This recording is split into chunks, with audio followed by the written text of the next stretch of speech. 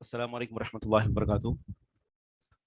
الحمدللہ رب العالمین والعاقبۃ للمتقین والصلاۃ والسلام علی اشرف الانبیاء والمرسلین نبینا محمد وعلی آلہ وصحبہ اجمعین، اما بعد فاعوذ باللہ من الشیطان الرجیم، بسم اللہ الرحمن الرحیم۔ رب اشرح لی صدری ویسر لی امری واحلل عقدۃ من لسانی یفقہوا قولی۔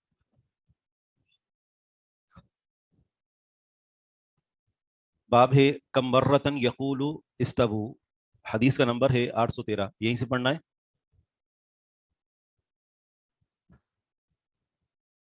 باب کا ترجمہ ہے کم مرتن، کتنی مرتبہ، یقول کہے گا امام، استوو کہ سیدھے ہو جاؤ، کتنی مرتبہ امام کہے کہ تم سیدھے ہو جاؤ، برابر ہو جاؤ، امام یہ الفاظ کتنی مرتبہ کہے۔ عن انس رضی اللہ عنہ ان نبی صلی اللہ علیہ وسلم کان یقول استوو استوو استوو۔ انس رضی اللہ عنہ سے مروی ہے کہ بے شک نبی صلی اللہ علیہ وسلم فرمایا کرتے تھے استوو، سیدھے ہو جاؤ، سیدھے ہو جاؤ، سیدھے ہو جاؤ۔ یہ کلمات 3 مرتبہ ارشاد فرماتے، پھر فرماتے فوالذی نفسی بیدہ، قسم ہے اس ذات کی جس کے ہاتھ میں میری جان ہے، قسم ہے اس ذات کی جس کے ہاتھ میں میرا نفس ہے، انی لاراکم من خلفی، بے شک میں البتہ تمہیں دیکھتا ہوں اپنے پیچھے سے، کما اراکم من بین یدی، کما جس طرح، اراکم میں تمہیں دیکھ رہا ہوں، دیکھتا ہوں، من بین یدی اپنے سامنے سے، جس طرح میں اپنے آگے تمہیں دیکھتا ہوں، جس طرح میں اپنے سامنے تمہیں دیکھتا ہوں، اسی طرح میں اپنے پیچھے سے بھی تمہیں دیکھتا ہوں۔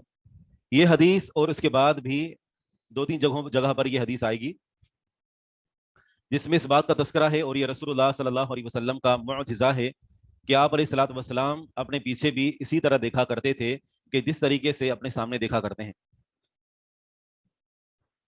اس کو حقیقت پر محمول کریں گے، اس کی کوئی تعویل نہیں کی جائے گی، لیکن سوال پیدا ہوتا ہے کہ آپ علیہ الصلوۃ والسلام یہ کس طرح دیکھتے تھے؟ تو ایک قول یہ ہے کہ رسول اللہ صلی اللہ علیہ وسلم کو ادراک ہو جاتا تھا، علم ہو جاتا تھا کہ پیچھے کھڑے لوگوں کی کیفیت کیا ہے۔ جس طرح ہم محسوس کر سکتے ہیں کہ ہمارے پیچھے آ کر کوئی بندہ کھڑا ہو گیا ہے، بس اوقات ہمیں شک بھی ہوتا ہے، لیکن آپ علیہ الصلوۃ والسلام کو اللہ سبحانہ و تعالیٰ نے ادراک کی قوت عطا فرمائی تھی، اور اس وجہ سے آپ علیہ الصلوۃ والسلام معلوم کر لیتے تھے، یعنی عقلاً آپ علیہ الصلوۃ والسلام کو معلوم ہو جاتا تھا کہ پیچھے کھڑے لوگوں کی کیا کیفیت ہے۔ ہم میں اور آپ علیہ الصلوۃ والسلام میں فرق یہ ہے کہ ہمارا ادراک انتہائی نامکمل ہوتا ہے، ناقص ہوتا ہے، اور ظن اور تخمین کی بنیاد پر ہوتا ہے، اور غلط بھی واقع ہوتا ہے، جبکہ آپ علیہ الصلوۃ والسلام کو جو ادراک اللہ تعالیٰ نے عطا فرمایا تھا، جو آپ علیہ الصلوۃ والسلام اپنے پیچھے لوگوں کی کیفیت کا ملاحظہ کرتے تھے، وہ اسی طرح ہوتی تھی جس طرح اپنی آنکھوں سے دیکھنا۔ تو پہلا قول یہ ہے کہ اللہ تبارک و تعالیٰ نے آپ علیہ الصلوۃ والسلام کو پیچھے دیکھنے کا ادراک عطا فرمایا تھا۔ دوسرا قول یہ ہے کہ اللہ سبحانہ و تعالیٰ نے آپ علیہ الصلوۃ والسلام کو اپنی پیٹھ کے پیچھے جو مہر نبوت ہے اس کے اندر ایک آنکھ عطا فرمائی تھی، جس کے ذریعے سے آپ علیہ الصلوۃ والسلام دیکھا کرتے تھے۔ جو نبوت کی مہر تھی اس کے اندر اللہ سبحانہ و تعالیٰ نے آپ علیہ الصلوۃ والسلام کو ایک آنکھ عطا فرمائی تھی، اور اس کے ذریعے سے آپ اپنے پیچھے لوگوں کو دیکھا کرتے تھے، درمیان میں کوئی کپڑا یا کوئی اور چیز وہ دیکھنے سے رکاوٹ نہیں بنتی تھی۔ تیسرا قول یہ ہے کہ رسول اللہ صلی اللہ علیہ وسلم کے لیے جو کچھ پیچھے ہو رہا ہوتا وہ آپ کے سامنے دیوار پر یا آپ کے سامنے ایک یعنی اسکرین نما، جس طرح ہم کہیں چاہے دیوار ہو یا صحرا ہو یا جو کچھ بھی ہو، تو آپ علیہ الصلوۃ والسلام کے سامنے ایک صورت جو تھی وہ چھاپ دی جاتی، اور آپ علیہ الصلوۃ والسلام اس صورت کے اندر دیکھ لیا کرتے تھے۔ جس طرح موجودہ دور میں ہم کہیں کہ جس طرح ایک اسکرین ہوتی ہے، کیمرہ لگا ہوا ہوتا ہے، اور انسان اس کے ذریعے سے سب کچھ دیکھ رہا ہوتا ہے، تو یوں آپ علیہ الصلوۃ والسلام کے لیے جو کچھ پیچھے ہو رہا ہوتا اس کو سامنے جو ہے وہ صورت کی شکل میں لے آیا جاتا، اور آپ علیہ الصلوۃ والسلام ان کے افعال کو دیکھ لیا کرتے تھے۔ بہرحال اگر ہم اس کی تفصیل میں نہ ہی جائیں تو زیادہ بہتر ہے، لیکن آپ چونکہ پڑھ رہے ہیں تو اس وجہ سے ہم نے اس کی وضاحت کر دی۔ بس ہمارا ایمان ہے کہ آپ علیہ الصلوۃ والسلام جو کچھ آپ کے پیچھے ہو رہا ہوتا آپ کو اس کو دیکھ لیا کرتے تھے، لیکن دیکھنے کی کیفیت کیا تھی یہ اللہ تعالیٰ جانتا ہے۔ ممکن ہے کہ ادراک ہو، ممکن ہے کہ آنکھ کے ذریعے سے دیکھتے ہوں، اور ممکن ہے کہ جو کچھ پیچھے ہو رہا ہوتا اس کا عکس آپ کے سامنے لا دیا جاتا اور آپ اس کو جو ہے وہ دیکھ لیا کرتے تھے۔ حدیث کا نمبر ہے 813۔ واضح ہے، آپ علیہ الصلوۃ والسلام نے فرمایا قسم ہے اس ذات کی جس کے ہاتھ میں میری جان ہے، بے شک میں البتہ تمہیں دیکھتا ہوں اپنے پیچھے سے، جس طرح میں تمہیں دیکھتا ہوں اپنے سامنے سے۔ اگلا باب ہے حث الامام علی رص الصفوف والمقاربۃ بینہا. حث الامام، امام کا رغبت دلانا، امام کا ابھارنا، امام کا آمادہ کرنا، امام کا شوق دلانا، یہ سارے حث یحث کے معنی ہیں.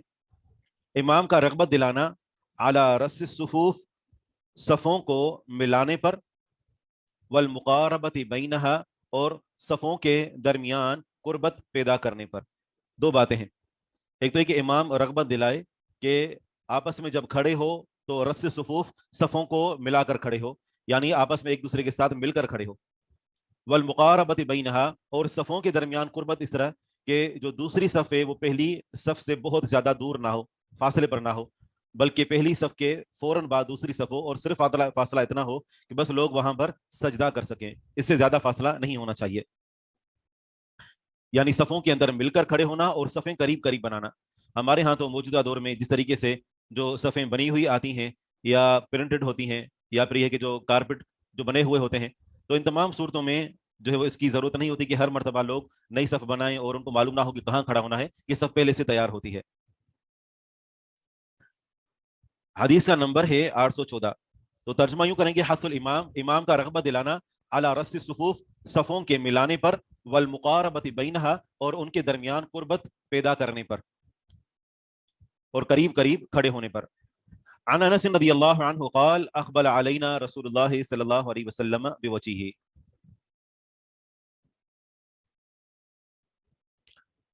انس بن مالک رضی اللہ عنہ سے مروی ہے، فرماتے ہیں کہ متوجہ ہوئے ہم پر رسول اللہ صلی اللہ علیہ وسلم اپنے چہرے کے ساتھ، حین قام الی الصلاۃ، جب نماز کے لیے کھڑے ہوئے، قبل ان یکبر، تکبیر تحریمہ کہنے سے پہلے ہماری طرف متوجہ ہوئے، فقال، بس فرمایا، اقیموا صفوفکم، اپنی صفوں کو سیدھا کرو، یعنی آگے پیچھے کھڑے مت ہو، ایک ہی لائن کے اندر سیدھے کھڑے ہو جاؤ. وتراسو، اور مل کر کھڑے ہو جاؤ، صفوں کو سیدھا کرو اور مل کر کھڑے ہو جاؤ. فإنی اراکم، بس بے شک میں تمہیں دیکھتا ہوں، من وراء ظہری، اپنی پیٹھ کے پیچھے سے، اپنے پیٹھ کے پیچھے سے میں تمہیں دیکھتا ہوں. اور یہ معجزہ اللہ سبحانہ و تعالیٰ نے آپ علیہ الصلوۃ والسلام کو عطا فرمایا تھا. اب یہ کہ آپ علیہ الصلوۃ والسلام کی حقیقی آنکھ تھی کہ نہیں، یہ سارے اقوال ہیں، اس بارے میں کوئی نص وارد نہیں ہوئی کہ آپ علیہ الصلوۃ والسلام کس طرح دیکھا کرتے تھے. صرف دیکھنے کا ذکر ہے، دیکھنے کی کیفیت کا ذکر کہیں موجود نہیں ہے. یہ علماء کے اقوال ہیں. اگلی حدیث ہے 815. عن انس رضی اللہ عنہ ان نبی اللہ صلی اللہ علیہ وسلم قال راسو صفوفکم. انس رضی اللہ عنہ سے مروی ہے کہ بے شک نبی صلی اللہ علیہ وسلم نے فرمایا، راسو، ملاؤ، صفوفکم، اپنی صفوں کو، یعنی تم میں سے بعض کے ساتھ مل کر کھڑا ہو جائے. راسو، ملاؤ، صفوفکم، اپنی صفوں کو، وقاربو بینہا، اور ان کے درمیان قربت پیدا کرو. جیسا کہ ترجمۃ الباب میں ان دونوں باتوں کا ذکر تھا، تو اس حدیث میں یہ دونوں باتیں، راسو صفوفکم، اپنی صفوں کو ملاؤ، یہاں پر صفوں سے کو ملانے سے مراد یہ ہے کہ صفوں کے اندر مل کر کھڑے ہو. وقاربو بینہا، اور صفوں کے درمیان قربت پیدا کرو، یعنی دوسری صف پہلی صف کے قریب ہو، ان کے درمیان بہت زیادہ فاصلہ نہ ہو. وحادو بالاعناق، وحادو، اور سیدھا کرو، بالاعناق، گردنوں کو. یہ یعنی حدیث کے جو شارحین ہیں انہوں نے لکھا ہے کہ وحاد الاعناق، با زائدہ ہے، تو وحادو بالاعناق، گردنوں کو سیدھا کرو، مطلب ہر ایک کی گردن دوسری کی گردن کے سیدھ میں ہونی چاہیے، گردن آگے پیچھے نہیں ہونی چاہیے. مطلب یہ ہے کہ سب برابر کھڑے ہو جاؤ، کوئی بھی آگے پیچھے کھڑا نہ ہو. فوالذی نفس محمد بیدہ، بس قسم ہے اس ذات کی جس کے ہاتھ میں محمد صلی اللہ علیہ وسلم کی جان ہے. انی لأری الشیاطین، بے شک میں البتہ دیکھتا ہوں شیطانوں کو، تدخل من خلل الصف، شیطان داخل ہوتے ہیں، من خلل الصف، صفوں کے شگاف سے، صفوں کی خالی جگہوں سے، کأنہا الحدف، گویا کہ وہ بکری کے بچے ہیں. یہاں پر ایک مزید بات بتائی گئی کہ اگر ایک شخص دوسرے شخص کے ساتھ مل کر کھڑا ہونے کے بجائے درمیان میں فاصلہ رکھتا ہے تو پھر شیطان داخل ہو جاتا ہے، اور شیطان داخل ہو کر نمازیوں کو وسوسہ کے اندر مبتلا کرتا ہے، ان کی نمازوں کے اندر خلل پیدا کرتا ہے، اطمینان و سکون کو ختم کر دیتا ہے.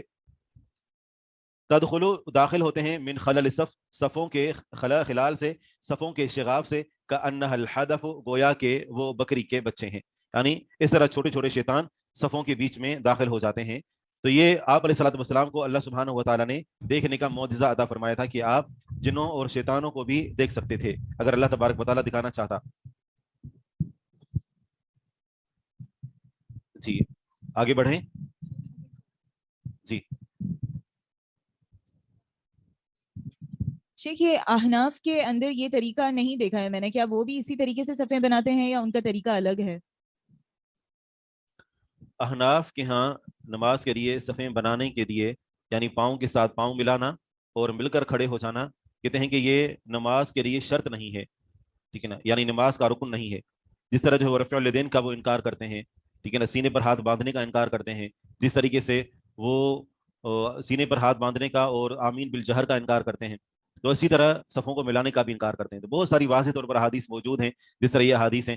تو کہتے ہیں کہ یہ نماز کے لیے رکن نہیں ہے، شرط نہیں ہے، یا پھر یہ ہے کہ ان کے کبار ائمہ نے ان باتوں کو ذکر نہیں کیا. تو یہ وجہ ہو سکتی ہے واللہ عالم کہ ان تک یہ احادیث پہنچی نہ ہو جس طرح ہم تک یہ احادیث پہنچی ہیں. استوو کا معنی ہوتا ہے برابر ہونا، سیدھا ہونا، دونوں معنی درست ہیں.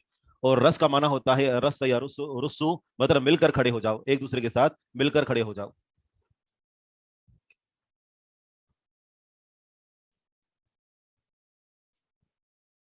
کیا کہیں گے اگر نس نہیں ہے تو؟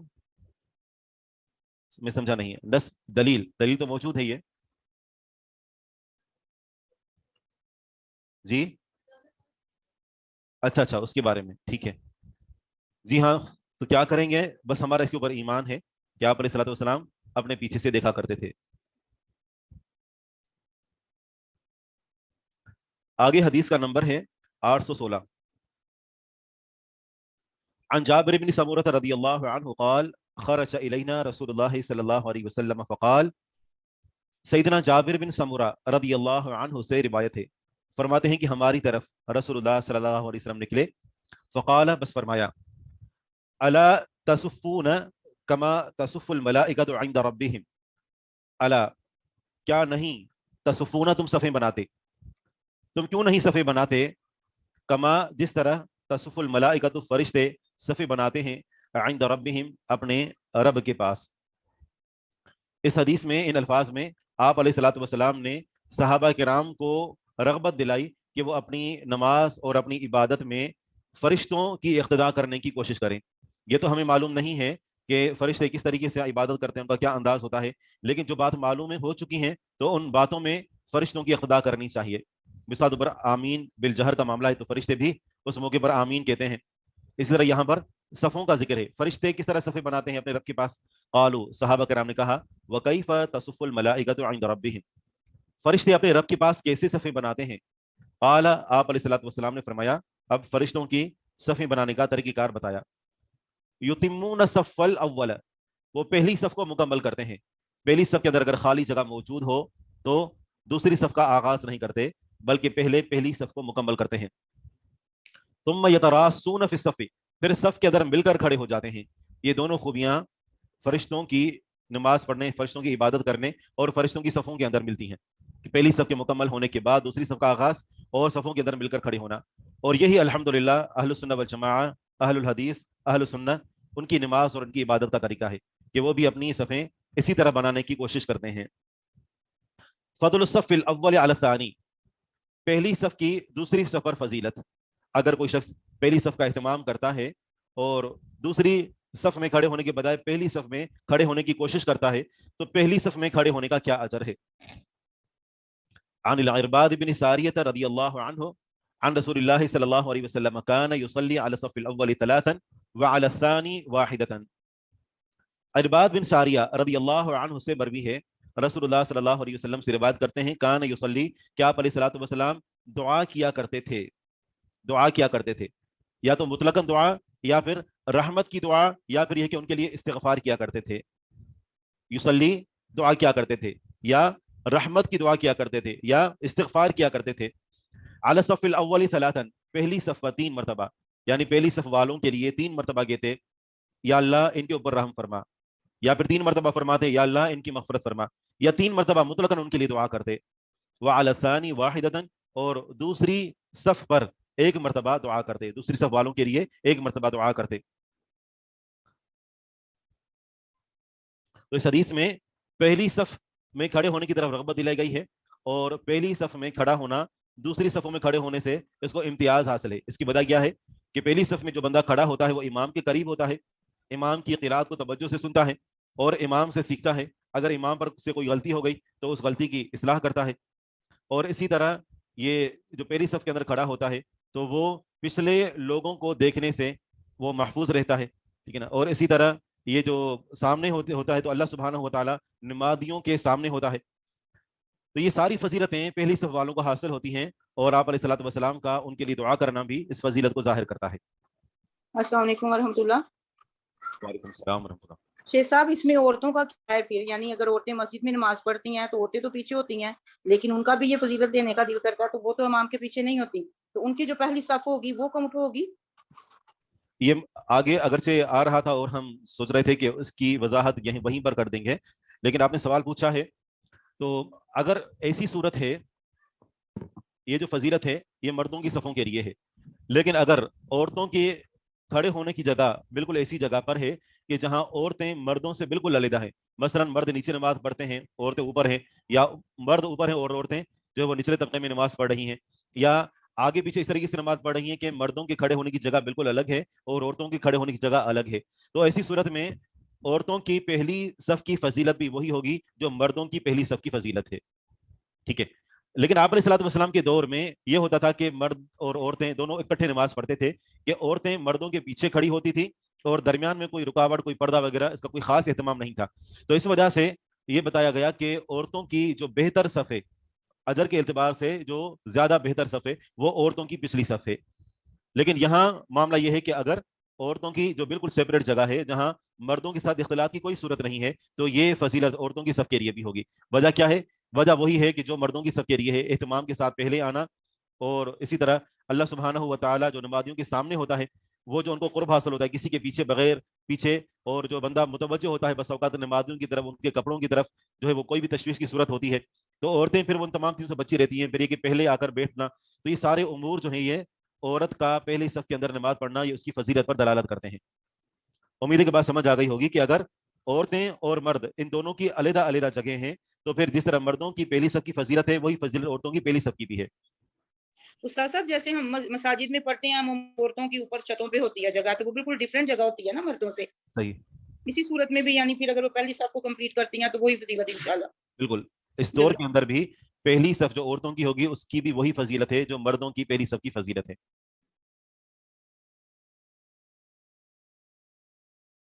اگلی حدیث ہے الصف المؤخر, پچھلی صف. اس پچھلی صف یعنی پہلی صف کے مقابلے میں جو دوسری صف ہے, یا دوسری کے مقابلے میں جو ابھی تیسری صف ہے, تو پچھلی صف کے کیا احکامات ہیں؟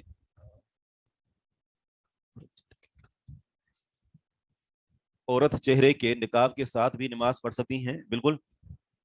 عورت کے لیے نقاب کو کھولنا نماز کے لیے شرط نہیں ہے, بالخصوص وہاں کے جہاں مردوں کے آنے کا اگر کوئی اندیشہ ہو. الصف المؤخر, پچھلی صف کے احکامات. حدیث کا نمبر ہے 818. عن انس رضی اللہ عنہ ان رسول اللہ صلی اللہ علیہ وسلم قال اتم الصف الاول ثم الذي يليه. آپ علیہ الصلوۃ والسلام نے فرمایا کہ اتم الصف الاول, پہلی صف کو مکمل کرو. ثم الذي يليه, پھر وہ جو اس کے قریب ہے اس کو مکمل کرو. پہلی صف کو مکمل کرو کہ اس کے اندر کوئی خالی جگہ مت چھوڑو, خالی جگہ موجود ہے تو پھر تم دوسری صف میں کھڑے مت ہو. وَإِن كَانَ نَقْصٌ, اور اگر کوئی کمی ہو, فَلْيَكُنْ فِي الصَّفِّ الْمُؤَخَّرِ, تو وہ پچھلی صف کے اندر ہونی چاہیے.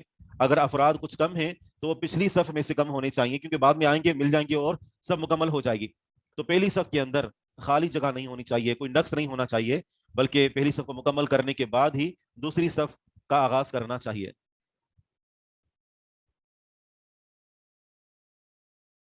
من وصل صفن, یہ باب ہے اس بیان میں کہ جو شخص صف کو ملاتا ہے, صف کو ملاتا ہے مطلب ایک صف جو پہلی نماز یعنی تکبیر تحریمہ کے لیے جب وہ امام تکبیر تحریمہ کہنا چاہ رہا تھا اور اس وقت صف کھڑی ہوئی اور اس کے درمیان کوئی خالی جگہ رہ گئی, تو کوئی شخص اس صف کو اگر آگے بڑھ کر ملاتا ہے اور اس کو پورا کرتا ہے, یا پہلی صف کے اندر میں سے درمیان میں سے کوئی شخص کسی عذر کی وجہ سے نکل جاتا ہے اور پیچھے سے ایک شخص آگے بڑھ کر اس پہلی صف کو مکمل کرنے کی, اگلی صف کو مکمل کرنے کی کوشش کرتا ہے, تو اس کے لیے کیا اجر ہے؟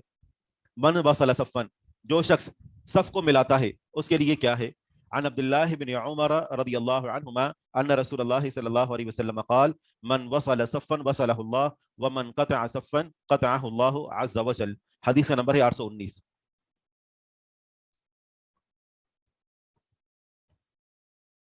اگر دوسری صف میں اکیلا بندہ ہو تو اس کی نماز ہوگی. اگر پہلی صف کے اندر جگہ موجود ہے اور دوسری صف کے اندر بندہ کھڑا ہو گیا تو اس کی نماز نہیں ہوگی.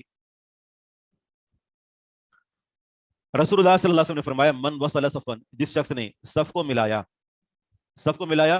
اس طور پر کہ اس کے اندر خالی جگہ تھی، یہ آگے بڑھ کر آیا اور اس صف کو اس نے پورا کیا. وصلہ اللہ، تو اللہ تبارک و تعالیٰ اس سے ملائے گا، اس کو اپنی رحمت سے ملائے گا، اس کے درجے کو بلند کرے گا. اور اسی طرح جو منازل الابیار ہیں، ابرار جو نیک لوگوں کی منزلیں ہیں، اللہ سبحانہ و تعالیٰ اس کو وہاں تک پہنچائے گا. من وصل صفا، جس نے صف کو ملایا، وصلہ اللہ، تو اللہ سبحانہ و تعالیٰ اس کو پہنچائے گا یا اس کو ملائے گا. پہنچائے گا مطلب نیک لوگوں کے درجات وہاں تک اس کو پہنچائے گا، یا پھر یہ کہ اس تک اپنی رحمت پہنچائے گا، اس کی جنت میں درجات کو بلند کرے گا. ومن قطع صفا، اور جس شخص نے صف کو کاٹ دیا کہ بلا وجہ صف میں سے نکل گیا، قطعہ اللہ، اللہ تبارک و تعالیٰ اس سے کاٹ دے گا، یعنی اللہ سبحانہ و تعالیٰ اس کو اپنے ثواب سے، اپنی رحمت سے اس کو دور کر دے گا. تو صف کے کاٹنے کی دو صورتیں ہوتی ہیں. ایک صورت تو یہ ہے کہ بندہ صف کے درمیان کھڑا ہوا تھا اور بلا وجہ ہی جو ہے وہ صف کو اس نے توڑ دیا اور پیچھے چلا گیا، ایک تو یہ. اور دوسری یہ ہوتی ہے، صف کو کاٹنے کی صورت یہ ہوتی ہے کہ امام نے جب نماز پڑھانا شروع کی اور مقتدی اس کے پیچھے کھڑے تھے، تو آنے والا شخص اب اس کو چاہیے کہ جو مقتدی کھڑے ہیں ان کے ساتھ مل کر کھڑا ہو جائے. ہمارے ہاں عموماً مساجد کے اندر یہ ہوتا ہے کہ اگر وہ یعنی حنفی فقہ کا فالوورز ہے تو پھر وہ کیا کرتا ہے کہ آ کر جو وہ کھڑا ہو جاتا ہے اور پیچھے سے یعنی تھوڑا سا فاصلے کے ساتھ وہ کھڑا ہو جاتا ہے. اگر فقہ حنفی کی پیروی کرنے والا ہے تو کیا کرتا ہے کہ وہ جو پہلے سے لوگ کھڑے ہیں ان کے ساتھ مل کر کھڑے ہونے کے بجائے تھوڑا فاصلے سے کھڑا ہوتا ہے. یہ صف کو کاٹنا ہے اور یہ اس کے اوپر بعید ہے، ٹھیک ہے نا. تو صف کو کاٹنے کی دو صورتیں ہیں. ایک صورت یہی ہے کہ صف کے درمیان میں سے نکل جائے اور پیچھے چلا جائے، اور دوسرا یہ کہ وہ نماز کے اندر آ کر کھڑا ہوتا ہے صف کے اندر، لیکن نمازی کے ساتھ مل کر کھڑے ہونے کے بجائے فاصلے سے کھڑا ہوتا ہے، جیسا کہ ہمارے یہاں اکثر نظر آتا ہے مساجد میں. تو یہ بھی صف کو کاٹنے والی بات ہے.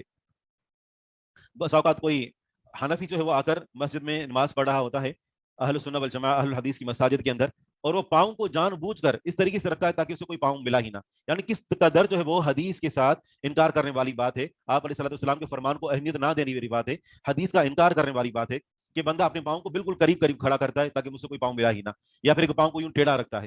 یعنی عجیب حماقت ہے. مجھے آج تک سمجھ نہیں آیا کہ حدیث کے مقابلے میں یہ اپنی رائے اور اپنی بات کو کیوں ترجیح دیتے ہیں. ان کا حدیث موجود ہے، یہ کس قدر سخت بعید ہے کہ بندہ آیا اور کسی کے ساتھ مل کر کھڑا ہونے کے بجائے فاصلے سے کھڑا ہوا، اور اس قدر بعید ہے. یعنی اندھی تقلید کے جو ہے آپ نقصانات دیکھیں کہ انسان حدیث کا بھی انکار کر دیتا ہے. السلام علیکم ورحمۃ اللہ.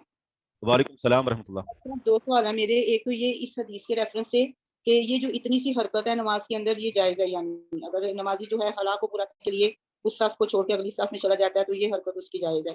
دوسرا حدیث نمبر 817 کے اندر آپ نے فرمایا کہ کانا یصلی، تو یہ جو یصلی آیا ہے یہ دعا کے معنوں میں آیا ہے؟ جی ہاں، کانا یصلی علی الصف الاول ثلاثا. جی ہاں، یہ دعا کے معنی میں ہے. جس طریقے سے یہ ہے، اس طریقے سے ملتے جلتے الفاظ جو ہے وہ آئے ہیں حج کے موقع پر یا عمرہ کرنے کے موقع پر بالوں کو منڈوانے والوں کے لیے، تو وہاں پر بھی یصلی کے لفظ، جیسے ان اللہ و ملائکتہ یصلون، تو وہاں پر تو درود بھیجنے اور اللہ تعالیٰ کی طرف سے رحمت نازل کرنے کے بارے میں ہے. جیسے نبی علیہ الصلوۃ والسلام کو اللہ تعالیٰ نے حکم دیا کہ فصلی علیہم ان صلاتک سکن لہم، کہ جب وہ آپ کے سامنے زکوٰۃ لے کر آئیں تو آپ ان کے لیے صلی علیہم، آپ ان کے لیے دعا کریں. تو یہ صلی کا معنی دعا یہ قرآن کریم کے اندر بھی وارد ہوا ہے. جی یہ مائک استعمال کیجیے گا.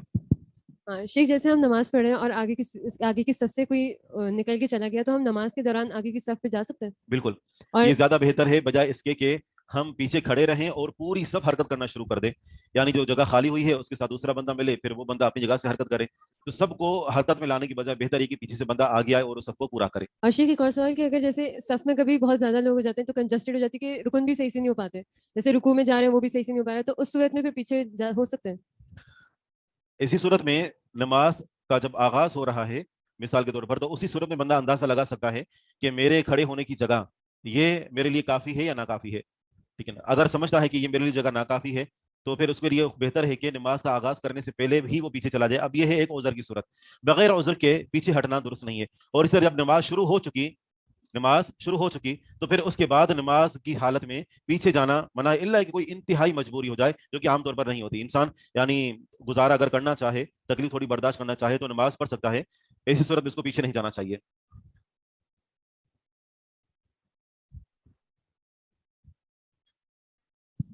شیخ آپ نے کہا نا کہ اگر آگے والی صف میں کوئی جگہ خالی ہوتی ہے تو پیچھے والی صف سے وہ آگے جوائن کر لے, صحیح. تو اس کے لیے کوئی شرط ہے کہ جیسے اگر آپ کے بالکل آگے سے پہلی صف میں جگہ خالی ہوئی ہے تو ہی آپ آگے موو کریں, یا سمجھیں اگر دائیں اور بائیں بہت دور سے اگر کوئی شخص نکلتا ہے پہلی صف سے تو بھی کیا ہم جا سکتے ہیں؟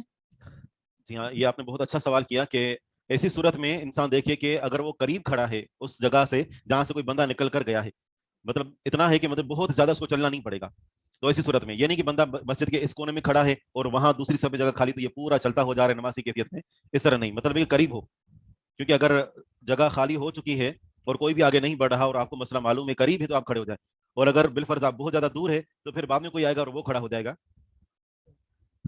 اور شیخ ایک اور سوال پوچھنا ہے, میں نے یہ چیز سنی ہے کہ آپ سے اتنا ہی حساب لیا جائے گا جتنا آپ کے پاس علم ہے, صحیح. کہ اگر جیسے ہمیں کسی چیز کا علم ہے ہی نہیں تو اس کا پھر اللہ تعالیٰ ہم سے سوال نہیں کرے گا. تو جیسے احناف کے کیس میں آپ نے جیسے کہا کہ ان کے پاس وہی حدیثیں پہنچی ہیں جو حضرت امام ابو حنیفہ کے تھرو پہنچی ہیں, تو پھر ہم یہ کیسے کہہ سکتے ہیں کہ وہ غلطی پہ ہیں؟ مطلب ان کے پاس تو اتنا ہی علم پہنچا نا, تو کیا یہ بات صحیح ہے اس طریقے سے اگر ریلیٹ کرنا چاہیں تو؟ اگر آپ بات کر رہی ہیں امام ابو حنیفہ رحمہ اللہ کے بارے میں تو بات صحیح ہے, لیکن اگر موجودہ احناف کے بارے میں یہ بات کہی جائے تو کیا ان کے پاس احادیث نہیں پہنچی؟ نہیں, احادیث پہنچ چکی ہیں. کل ہی میں ایک کلاس لے رہا تھا یہ طہارت کے ابواب کے بارے میں. میں آپ کو ایک مسئلہ یعنی سمجھانا چاہ رہا ہوں کہ لوگوں کے پاس جو ہے نا, جو ان کا اپنا ذہن ہوتا ہے, جو ان کی ایک سوچ ہوتی ہے نا, اس کے مطابق عمل کرتے ہیں. بندے کا سوال یہ تھا کہ ہم ایسا کرتے ہوئے آئے ہیں کہ ہم کلی کرتے ہیں اور ناک میں پانی ڈالتے ہیں غسل جنابت کرنے کے لیے, پھر کیا ہوتا ہے ہم شاور لیتے ہیں اور نہانا شروع کر دیتے ہیں, تو اس کے بعد ہم کہتے ہیں کہ غسل بھی ہو گیا اور وضو بھی ہو گیا. کیا یہ درست ہے؟ نہیں. جب ان کو یہ بات بتائی گئی تو کہنے لگے کہ اسے تو ہم پتہ نہیں کتنے عرصے سے کرتے ہوئے آ رہے ہیں, تو پھر ہماری ان نمازوں کا کیا ہوا؟ تو بات یہ ہے کہ جس معاشرے کے اندر آپ رہتے ہیں اللہ سبحانہ و تعالیٰ نے اتنا پابند کیا ہے, فاسألوا اہل ذکر, اہل علم سے آپ سوال کریں, اہل علم سے سوال کریں. لیکن کون سے اہل علم؟ ظاہری بات ہے موجودہ دور میں ہر طرح کی احادیث جتنی بھی تھیں ساری کی ساری منظر یہاں پر پیش ہو چکی ہیں. اب موجودہ دور میں کسی کے پاس کوئی عذر نہیں ہے کہ بندہ کہے کہ مجھ تک کوئی حدیث نہیں پہنچی. ہاں یہ ہے کہ اس نے سوال ہی نہیں کیا اور اس نے اسی کو حرف آخر جانا اور یوں زندگی بسر کر دی. تو اب موجودہ دور میں کسی کے پاس کوئی عذر نہیں ہے, لہذا ہر ایک کو عمل کرنے سے پہلے دلیل معلوم کرنی ہوگی کہ یہ آپ علیہ الصلوۃ والسلام کا طریقہ ہے یا نہیں ہے. محض کسی کے بتلانے سے کہ بس یہی طریقہ کار درست ہے اور آنکھیں بند کر کے اس کے پیچھے چلنا یہ کافی نہیں ہے.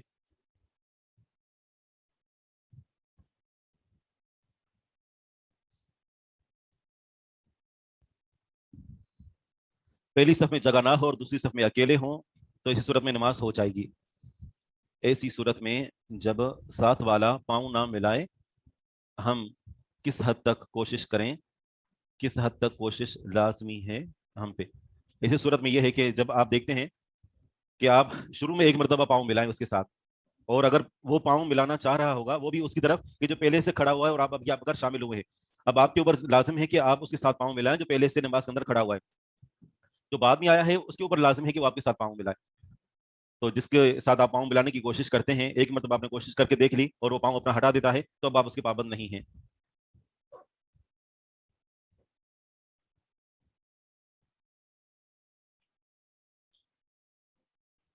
ٹھیک ہے, ہم آگے بڑھتے ہیں. ذکر خیر صفوف النساء و شر صفوف الرجال, تذکرہ اس بات کا کہ عورتوں کی بہترین صفیں کون سی ہیں اور مردوں کی بدترین صفیں کون سی ہیں. یہ بہتر اور بدتر گناہ کے اعتبار سے نہیں ہے بلکہ بہتر اور بدتر اجر کے اعتبار سے ہے کہ مردوں کی کون سی صفیں ہیں کہ جن کا اجر کم ہے اور عورتوں کی کون سی صفیں ہیں کہ جن کا اجر زیادہ ہے. سر اگر گھر میں بھی نماز پڑھیں جیسے امی کے ساتھ تو اس صورت میں بھی پاؤں ملا کر نماز پڑھنا چاہیے بنا جگہ چھوڑے ہوئے اگر ایک صف میں کھڑے ہیں. جی ہاں, اگر دو خواتین کھڑی ہیں تو وہ دونوں بھی گھر کے اندر بھی جو اسی طرح پاؤں ملا کر کھڑی ہوں گی. سعودیہ میں نہیں ملاتے. جی ہاں, یہ بہت بڑا المیہ ہے.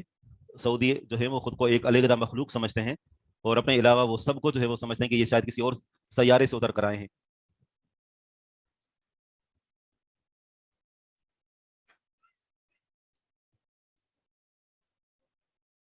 حدیث کا نمبر ہے 820. عن ابی ہریرہ رضی اللہ عنہ قال قال رسول اللہ صلی اللہ علیہ وسلم خیر صفوف الرجال اولها وشرها آخرها. آپ علیہ الصلوۃ والسلام نے فرمایا کہ مردوں کی بہترین صفیں جو اجر کے لحاظ سے بڑھ کر ہیں، اجر کے لحاظ سے زیادہ ہیں، اولها وہ پہلی صفیں ہیں. وجہ کیا ہے یہ ہم نے ذکر کر دی کہ وہ امام کے قریب کھڑے ہوتے ہیں، اہتمام کے ساتھ پہلے آتے ہیں. وشرها آخرها، اور اجر کے لحاظ سے جو کم ہیں وہ مردوں کی صفوں میں سے آخری صفیں ہیں. وخیر صفوف النساء آخرها، اور عورتوں کی بہترین صفیں آخری صفیں ہیں. وجہ کیا ہے کہ ان کا مردوں سے دور ہونا.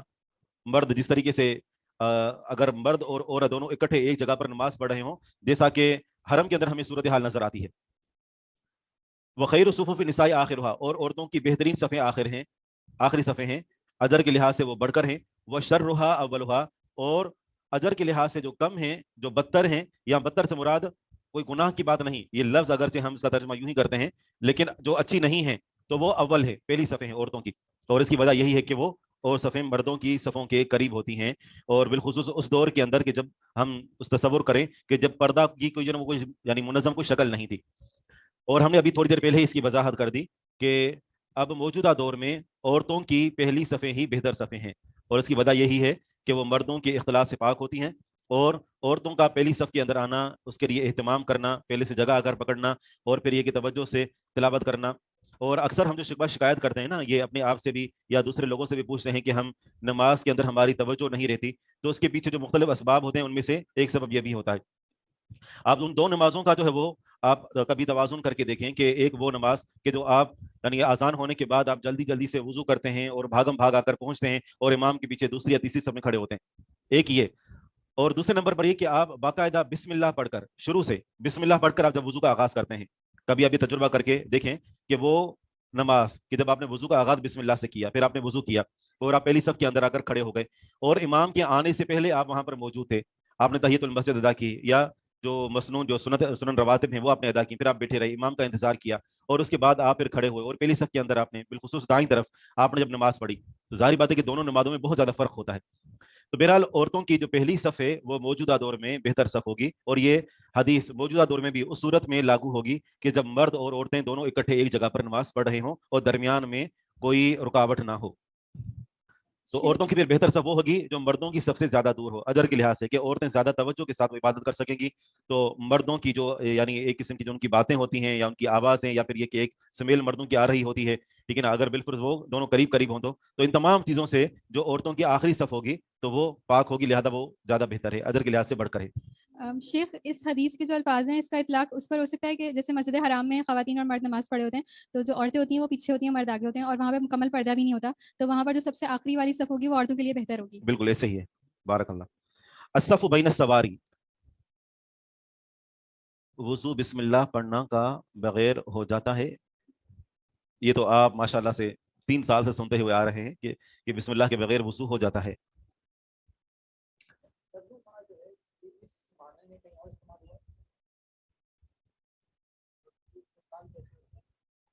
اس لیے کہ نماز ایک بہتر کام ہے، چاہے کسی بھی جگہ پر کھڑے ہو کر بندہ نماز پڑھے، تو نماز پڑھنا برائی کیسے ہو سکتا ہے؟ صحیح ہے نا. تو اس وجہ سے یہ شارحین حدیث نے لکھا ہے کہ یہاں پر اجر کے اعتبار سے بڑھ کر اور اجر کے اعتبار سے کم.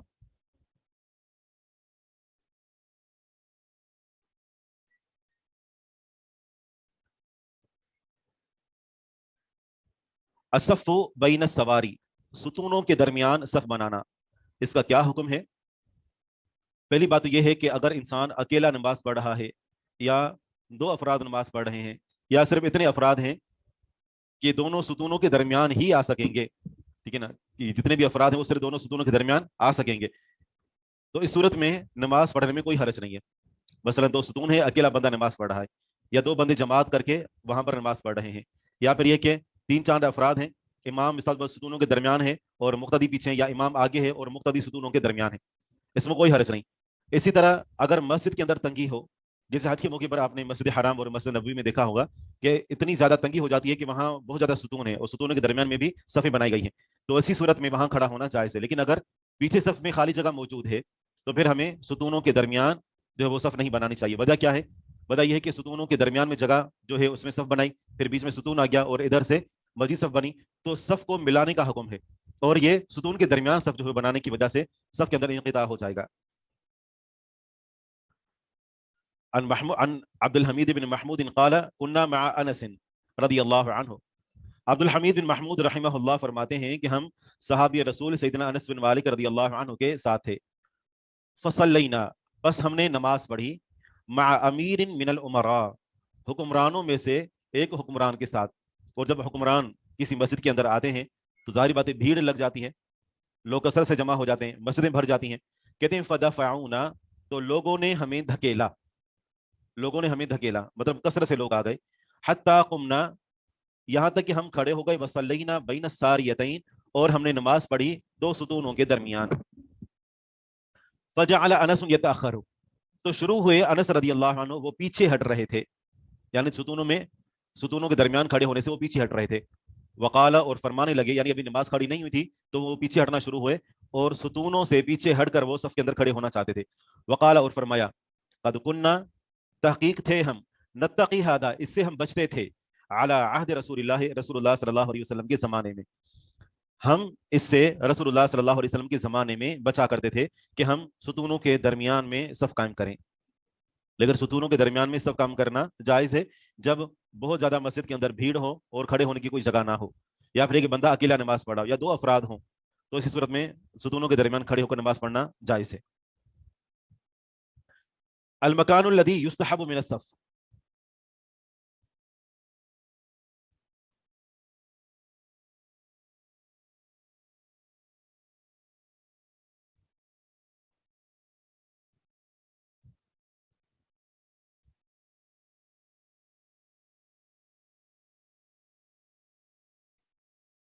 अगर पाँव से पाँव नहीं मिलाते तो इसके बारे में ये नमाज का ऐसा रुकन नहीं है कि जिसके बगैर नमाज ना होती हो। ये अजर वाली बात है, फजीलत वाली बात है, और सबको ना मिलाना, इस पर वाइद आपने सुन ली। ठीक है, सर इस वाली हदीस का 821 का एक बार फिर से तर्जुमा कर दें। जज़ाकल्लाह खैर। अब्दुल हमीद बिन महमूद रहमहुल्लाह फरमाते हैं कि हम अनस रज़ियल्लाहु अन्हु के साथ थे। फसल्लैना, बस हमने नमाज पढ़ी, मअ अमीरिन मिनल उमरा, हुक्मरानों में से किसी हुक्मरान के साथ। फदफ़अूना, तो लोगों ने हमें धकेला, हमें धक्के दिए। हत्ता कुमना, यहाँ तक कि हम खड़े हुए। वसल्लैना बैन सारियतैन, और हम नमाज पढ़ने लगे दो सुतूनों के दरमियान। फजअल अनस यतअखर, बस शुरू हुए अनस रज़ियल्लाहु अन्हु वो पीछे हट रहे थे। वकाल, और फरमाने लगे, कद कुन्ना नत्तकी हादा, तहकीक हम इससे बचा करते थे, अला अहद रसूलुल्लाह सल्लल्लाहु अलैहि वसल्लम के ज़माने में। नमाज तोड़कर जमात में दाखिल होने वाला शख्स है, क्या वो सलाम फेरेगा? सलाम फेरने की जरूरत नहीं है उसको, क्योंकि जाहिर है कि नमाज उसने मुकम्मल नहीं की, वो नमाज तोड़ रहा है। अल मकानुल लज़ी युस्तहब्बु मिनस सफ, वो जगह जो सफ के अंदर पसंदीदा है। हदीस का नंबर है 822। तो नमाज पढ़ने के लिए सफ के अंदर सबसे बढ़कर पसंदीदा जगह कौन सी है?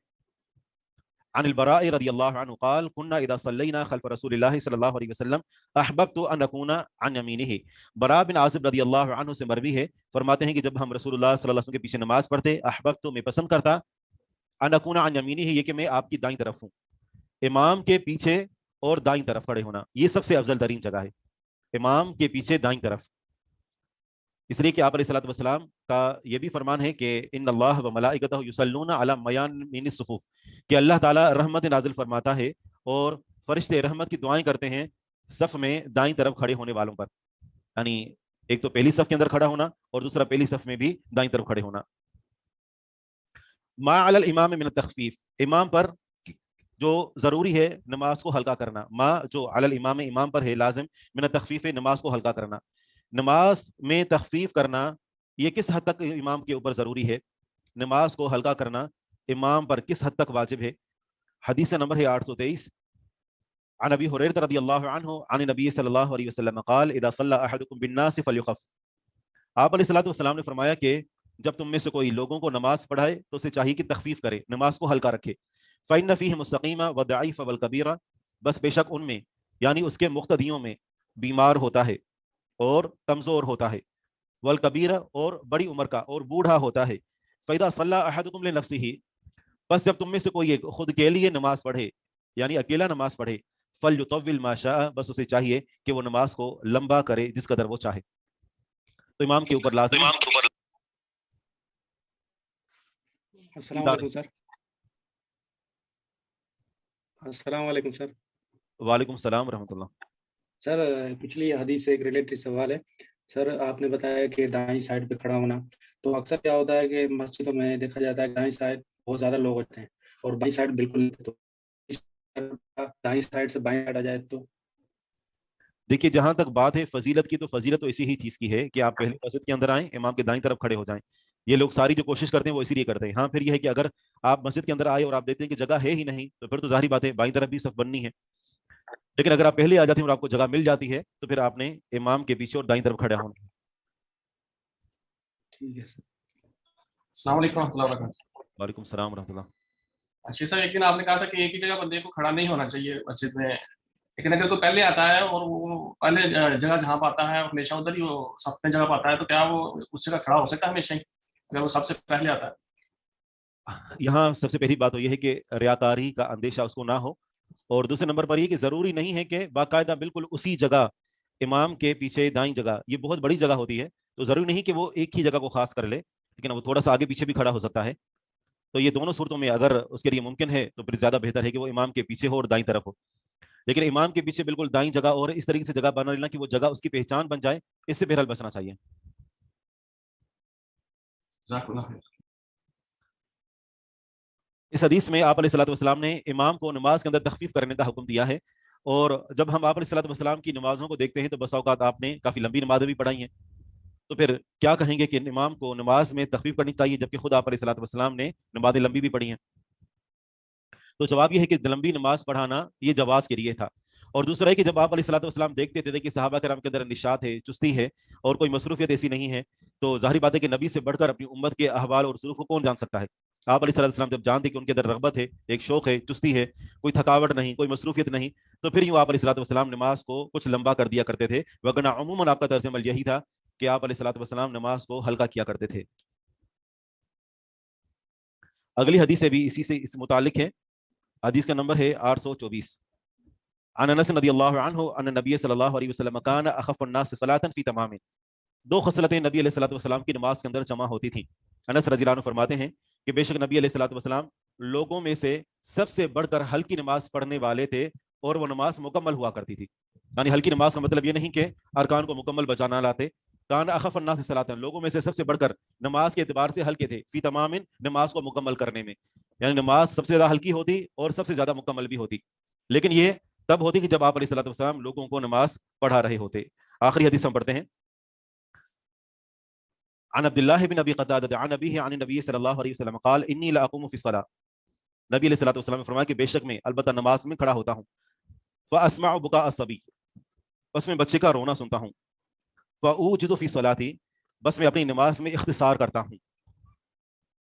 कराहियत, इस बात को नापसंद करते हुए, अन अशुक्का अला उम्मिही, के कहीं मैं मुशक्कत ना डाल दूं उसकी माँ पर। जब बच्चा रोता है और माँ अगर नमाज पढ़ रही हो तो उसकी पूरी तवज्जो उसके बच्चे की तरफ होती है, तो उसी इंतजार में होती है कि नमाज मुकम्मल हो और वो अपने बच्चे को उठाए, उसकी जरूरत को पूरा करे। तो आप अलैहिस्सलातु वस्सलाम बस औक़ात नमाज लंबी पढ़ाने के इरादे से खड़े होते, बच्चे का रोना सुनते और नमाज को जो हल्का कर लिया करते थे। इस तरह पिछले हफ्ते की बात है, शेख अब्दुल्ला नासिर रहमानी साहब हमें महदुस सलफ़ी में नमाज पढ़ा रहे थे। मेरा 3.5 साल का बेटा है, मैं उसको मस्जिद के अंदर ले आया तो वो सफ़ों में खेल रहा था, पीछे वो कुर्सी पर चढ़ गया और वहां से गिर गया नीचे। तो हम उसको चोट तो नहीं आई, लेकिन वो धाड़े मार मार कर रोने लगा ना, तो शेख साहब तक आवाज गई। शेख साहब आमतौर पर जो काफी लंबी नमाज पढ़ाते हैं, लेकिन फिर जब ये रोना बच्चे का सुना तो नमाज बहुत ही मुख्तसर करवाई। फिर फौरन पूछने लगे सलाम फेरने के बाद, क्या हुआ बच्चे को? बताएगा कि यानी बच्चा गिर गया कुर्सी से। शेख साहब ने कहा कि इसने हमारी नमाज जो है वो मुख्तसर करवा दी। तो ये एक सुन्नत पर अमल है, और ये इससे पता चलता है कि जो मुमीन हैं, मुक्तदी हैं, उनके हालात और ज़रूफ का ख्याल करना ये कोई रियाकारी नहीं है। मसलन इमाम नमाज के अंदर खड़ा होता है और उसको पता है कि कुछ लोग अभी पहली सफ के अंदर शामिल होने वाले हैं, वो वुजू करते हुए देखता है या मस्जिद के अंदर दाखिल होते देखता है, तो उन लोगों की खातिर अगर वो पहली रकात को थोड़ा सा लंबा कर देता है ताकि ये आकर मिल जाए, तो ये होता है मुक्तदियों का ख्याल करना। तो ये कोई रियाकारी नहीं है और मुक्तदियों का ख्याल करना चाहिए। जैसा कि इस हदीस से मालूम होता है कि अगर मुक्तदियों के साथ कोई मामला पेश आया है तो हवाल और ज़रूर को देखते हुए बंदा नमाज को मुख्तसर कर सकता है, ये सुन्नत है।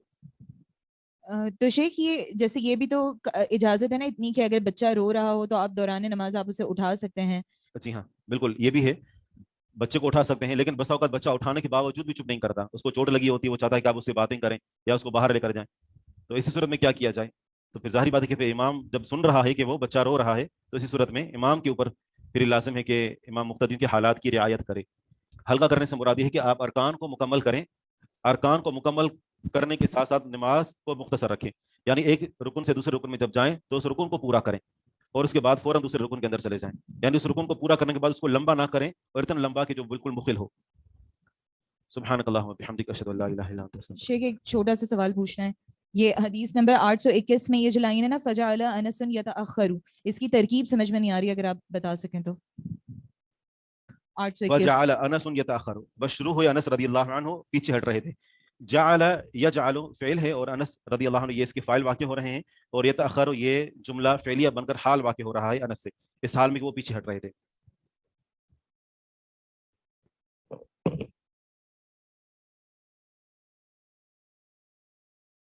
अस्सलामु अलैकुम रहमतुल्लाहि व बरकातुहू। वालेकुम अस्सलाम व रहमतुल्लाह। शेख साहब हदीस किरात कर सकता हूँ? किरत करनी है, आपने कोर्स किया हुआ है किरत का? बस आपके साथ रहकर कोर्स ही हो चुका है, पढ़े पढ़े आप पढ़े, बिल्कुल ताकि बरकत हासिल हो।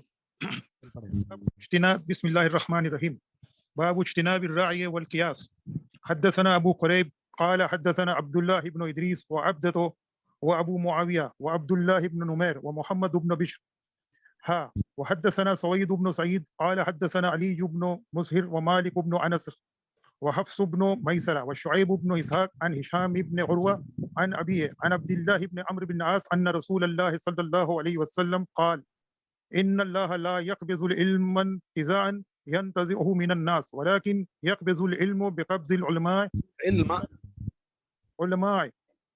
वलाकिन यक़बिज़ुल इल्म बिक़ब्ज़िल उलमा यक़बिज़ुल इल्म बिक़ब्ज़िल उलमा फ़इज़ा लम युबक़ि आलिमन अत्तख़ज़ अन्नास रुऊसन जुहालन फ़सुइलू फ़अफ़्तौ बिग़ैरि इल्मिन फ़ज़ल्लू व अज़ल्लू।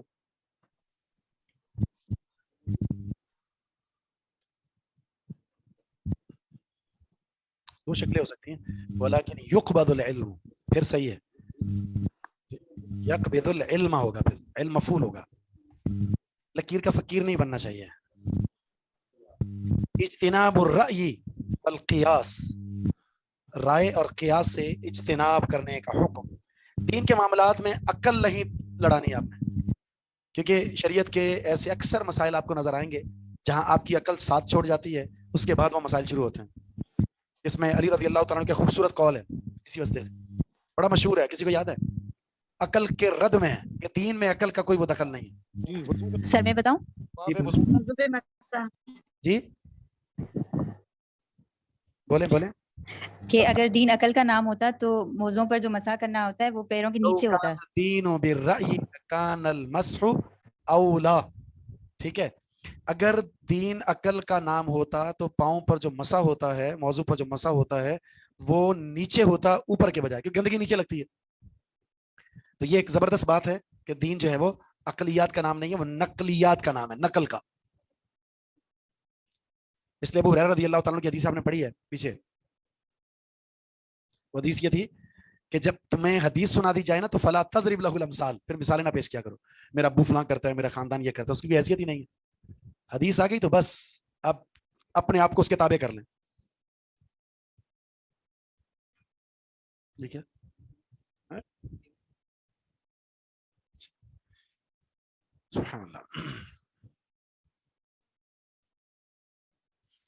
अब्दुल्लाह बिन अमर बिन आस रज़ियल्लाहु अन्हु फरमाते हैं, रसूलुल्लाह सल्लल्लाहु अलैहि वसल्लम का फरमान, इन्नल्लाह ला यक़बिदुल इल्म इंतिज़ाअन, अल्लाह ताला नहीं कब्ज करता इल्म को छीन कर। कैसे? यंतज़िउहु मिनन नास, के लोगों से उसे छीन ले। ऐसा नहीं होगा, आप सुबह हाफिज़ कुरान थे, रात हुई तो हिफ्ज़ खत्म हो गया आपका, रात को आपने 10 हदीसें याद की थी, सुबह पता चला सारा इल्म खत्म हो गया। ऐसा नहीं होगा, अल्लाह सीनों से इल्म को खत्म नहीं करेगा।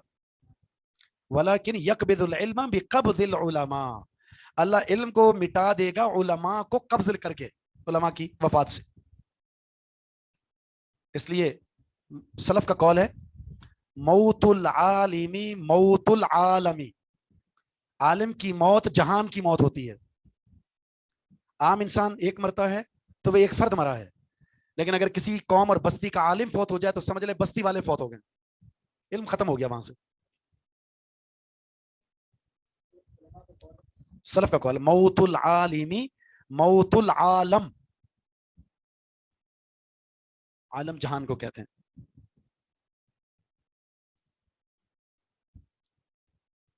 तो इल्म जो है वो सीनों से खत्म नहीं होगा, अलबत्ता जिस सीने में इल्म है अल्लाह उसको खत्म कर देगा। कसरत से अमवात जो होती हैं उलमा की, वो एक बहुत बड़ा लम्हा फिक्रिया होता है।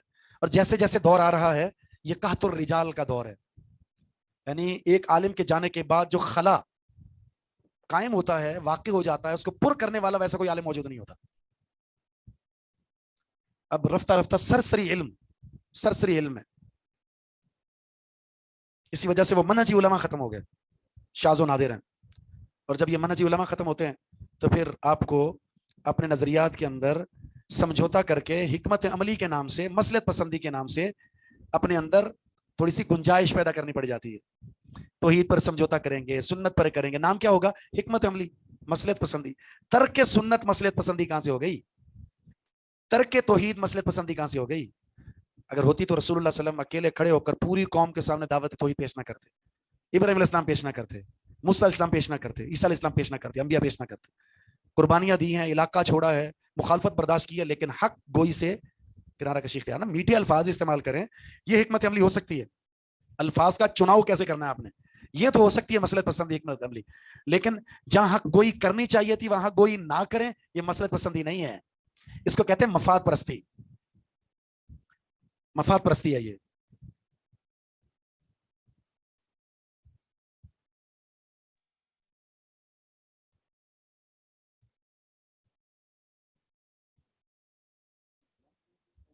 जी जी अभी पढ़ेंगे इंशाल्लाह, पढ़ा नहीं अभी। फ़इदा लम युबकी आलिमन, जब वो किसी आलिम को बाकी नहीं रखेगा, किसी इलाके में, किसी सोसाइटी में, शहर में, मुल्क में, अगर वो सही मनहजी फिक्र का हामिल आलिम खत्म हो गया तो फिर क्या होगा? इत्तखदन नासु रुऊसन जुहाला, लोग सरदार बना लेंगे जुहाला को। ये हैं जी हमारे मुफ्ती साहब, ये हैं हमारे स्कॉलर। फिर क्या होगा? फसुइलु, उनसे सवाल किया जाएगा, सवाल तो करना है इन्होंने। फअफ्तऊ बिगैर इल्म, इल्म तो सरसरी से, तो नतीजा होगा वो इल्म के बगैर फतवा देंगे। फजल्लु व अजल्लु, खुद भी गुमराह होंगे, दूसरों को भी गुमराह करेंगे। ये पेशन गोई है रसूलुल्लाह सल्लल्लाहु अलैहि वसल्लम की, जिस दौर से हम गुजर रहे हैं। आगे जाकर क्या होगा? इब्ने माजा की हदीस है, आगे जाकर ऐसा भी होगा कि लोग, हदीस में आता है, दीन इस्लाम इस तरह पुराना हो जाएगा जिस तरह लिबास पहन पहन कर बोसीदा कर दिया जाता है। लोगों को यह भी पता नहीं होगा नमाज क्या होती है।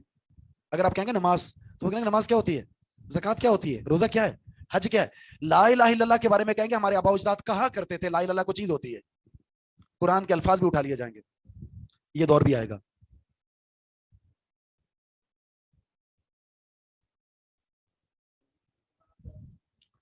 जाहिल को सरदार बना लेंगे।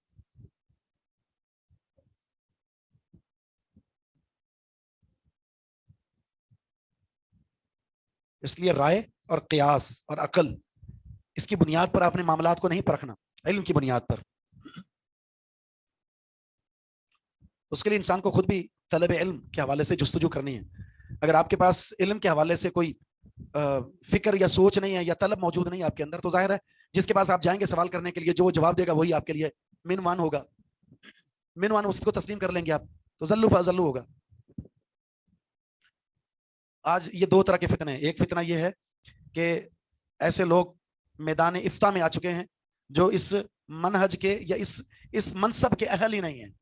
नंबर दूसरा मसला ये है, जिनको पता है वो हक गोई करते ही नहीं है, कितमान इल्म, या तो कितमान इल्म हो रहा है या फिर वो इल्म के बारे में इफ्ताबाजी हो रही है और वो इस मनसब के अहल ही नहीं है। नतीजतन फिरकाबंदी, नतीजतन दीन के अंदर इंतिशार, इफ्तिराक, मसलकी तासुब, तकलीद का जुमूद, शख्सियत परस्ती, ये सारे फितने हमारे सामने। उसके पीछे ये दो बुनियादी वजूहात है।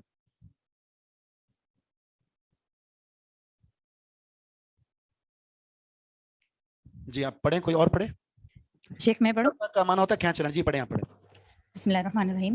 حدثنا أبو بكر بن أبي شيبة قال حدثنا عبد الله بن يزيد عن سعيد بن أبي أيوب قال حدثني أبو هاني حميد بن هاني الخولاني عن أبي عثمان مسلم بن يسار عن أبي هريرة قال قال رسول الله صلى الله عليه وسلم من أفتي بفتيا غير ثبت فإنما اسمه على من أفتاه. احسنتی. ابو ہریرہ رضی اللہ عنہ فرماتے ہیں رسول اللہ صلی اللہ علیہ وسلم کا فرمان من افتیا بفتیا غیر ثبت,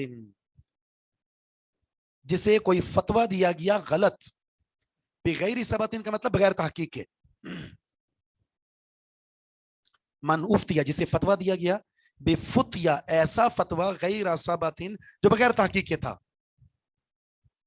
فانما اسمہ علی من افتا, تو اس کا گناہ فتویٰ دینے والے پر ہوگا, یعنی مفتی پر.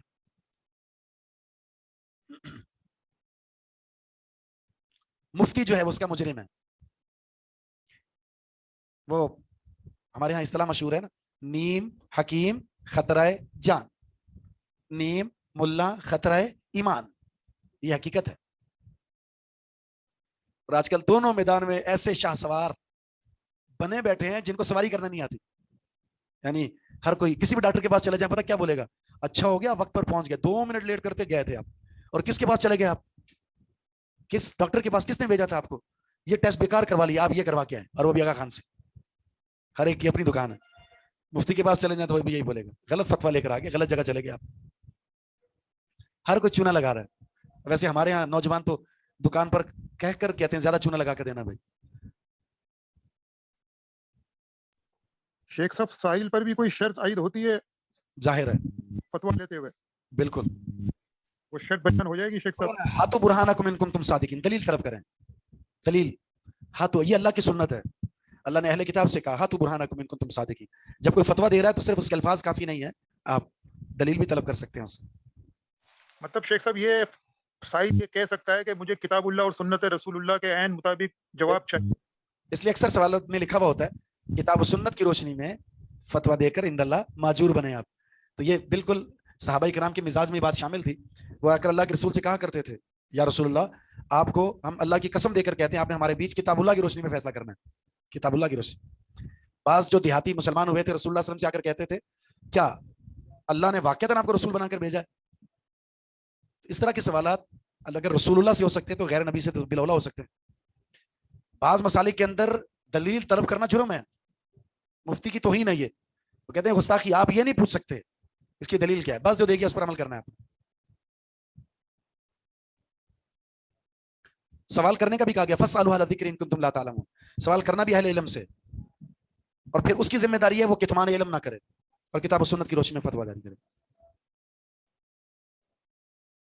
چلیں نماز کے بعد پھر انشاءاللہ. سبحانک اللہم و بحمدک اشہد ان لا الہ الا انت استغفرک.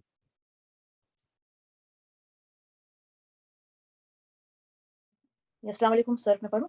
جی وعلیکم السلام. میں پڑھوں 54. جی پڑھنا ہے آپ نے, لیکن اس سے پہلے میں نے ایک سوال پوچھنا. میں نے آپ کو ایک کام کیا تھا, منکر الحدیث کس راوی کو کہتے ہیں معلوم ہے؟ بتائیں پھر.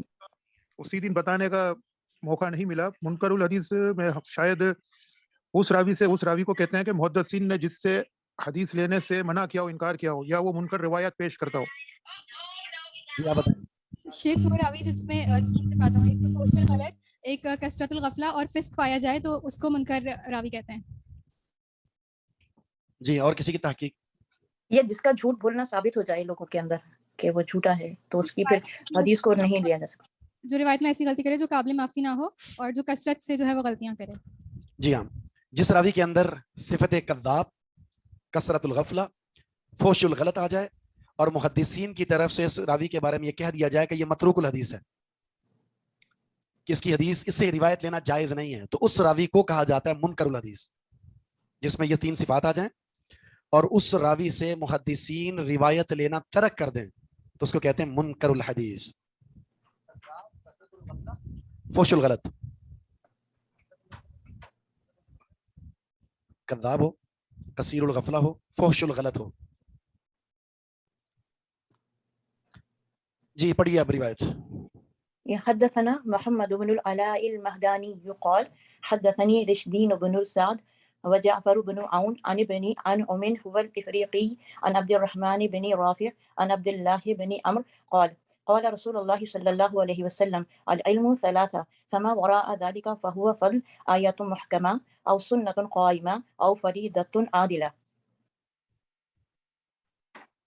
سر یہی پڑھنی تھی نا ایک. عبداللہ بن عمر فرماتے ہیں رسول اللہ صلی اللہ علیہ وسلم کا فرمان ہے علم جو ہے وہ 3 طرح کا ہے. فما وراء ذلك فهو فضل, اس کے علاوہ جو علم ہے وہ زائد ہے. اس کے علاوہ جو علم ہے وہ زائد قسم کا ہوگا, لیکن اصل ضرورت طلب علم 3 طرح کا ہے. نمبر 1 آیت محکمت, محکم آیات کا علم. سنت قائمت, صحیح سنت کا علم. اور فریدت عادلت, منصفانہ وراثت. منصفانہ وراثت, کیونکہ شریعت کی جو وراثت کی تقسیم ہے نا وہ منصفانہ ہے, اس لیے فریضہ عادلہ کہا گیا اس کو. اللہ رب العزت نے وراثت کی تقسیم میں عدل کیا ہے, عدل. کسی کو وراثت کا علم ہو, صحیح سنت کا علم ہو, محکم آیات کا علم ہو, اصل علم ہے ہی ہے. جس کے پاس یہ علم نہ ہو باقی سب کچھ ہو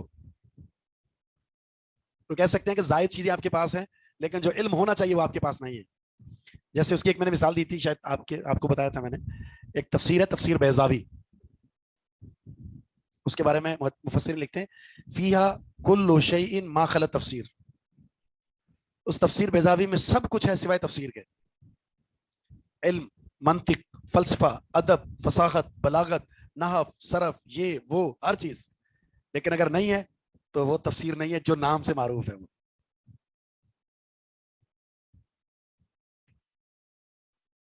اس لیے وہ سب سے مشکل ترین کتاب ہے, سب سے مشکل. ہم نے وہ سال میں صرف سورۃ الفاتحہ پڑھی تھی تو اندازہ لگا کتنا اس میں ہے. جب پڑھ رہے تھے تو اس وقت ایسے لگ رہا تھا جیسے علم اوپر سے جا رہا ہے. تو ہم نے اوپر سے اڑنے والے علم کو پھر ہم نے ریکارڈ کر کے پھر اس کو لکھ کر پھر یاد کیا تھا. پھر آہستہ آہستہ یہ یاد ہونے لگا کہ کیا چیز ہے یہ. یہ جو حدیث ہے نا سند کے اعتبار سے ضعیف ہے, اور اس میں 3 راوی ضعیف ہیں. 3 ابن سعد یعنی رشدین بن سعد, رشدین ابن سعد ایک یہ, دوسرے عبد الرحمن بن زیاد بن انعم الافریقی, اور تیسرے ہیں عبد الرحمن بن رافع. تینوں ضعیف راوی ہیں.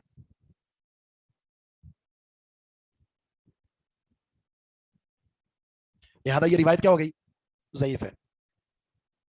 باقی رہی بات یہ ٹھیک ہے بات کہ اصل علم محکم آیات کا علم ہے, یہ تو خود قرآن میں موجود ہے.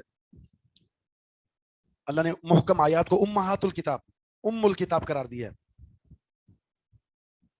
اور وراثت کے بارے میں خود رسول اللہ صلی اللہ علیہ وسلم کا فرمان ہے تعلموا الفرائض وعلموها الناس, علم المیراث سیکھو اور سکھاؤ.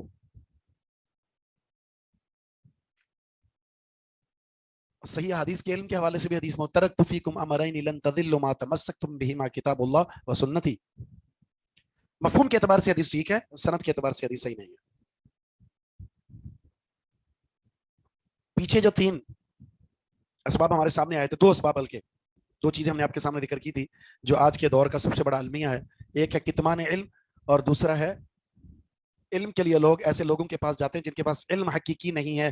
اور یہاں تیسری بات ہے, جن کے پاس علم ہے وہ حقیقی علم نہیں ہے, ایسی چیزیں ہیں جس کی ضرورت بھی نہیں ہے. منطق ہے ان کے پاس کیا ہے, اجتہاد اور قیاس کا طریقہ کار ہے. عقلیات کی بنیاد پر کس چیز کو ثابت کیسے کیا جاتا ہے یہ علم ہے ان کے پاس. اور اگر حدیث پوچھنے صحیح بخاری کی یہ حدیث آپ کو معلوم ہے, قسم کھا لیں گے صحیح بخاری میں یہ حدیث ہی نہیں ہے. صحیح بخاری میں حدیث موجود ہوتی, وجہ کیا, انہوں نے حدیث نہیں پڑھی. انہوں نے حدیث کے مد مقابل ایسے علوم پر اپنا وقت لگا دیا ہے جو وقت کی ضرورت نہیں تھی.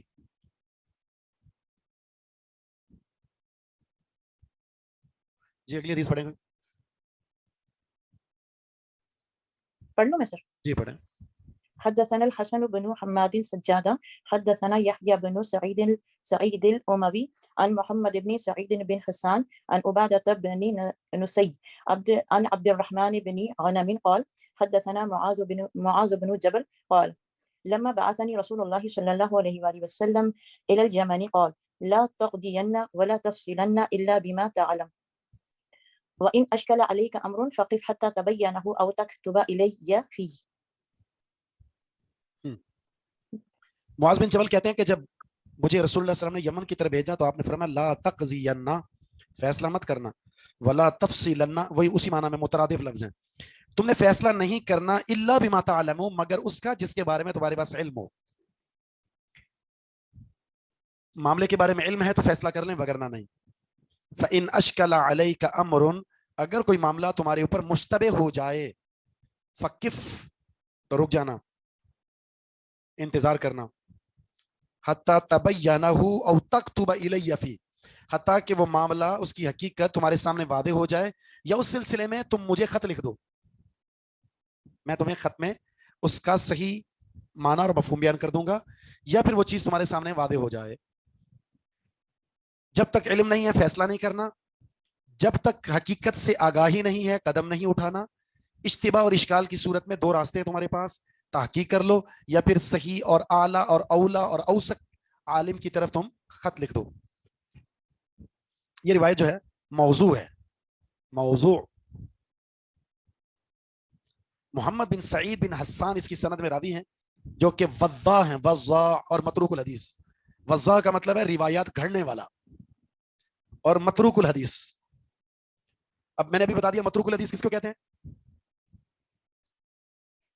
रिवायत लेना छोड़ दियो। और उसी रावी को क्या कहते हैं, मुनकरुल हदीस।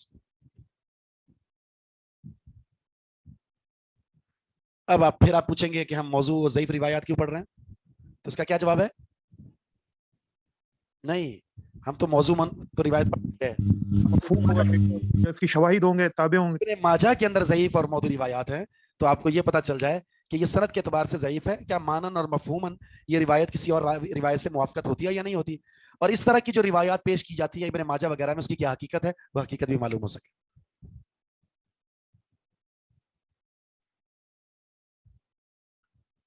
सुब्हानकल्लाहुम्मा व बिहम्दिका अशहदु अल्ला इलाहा इल्ला अंता अस्तगफिरुका व अतूबु इलैक।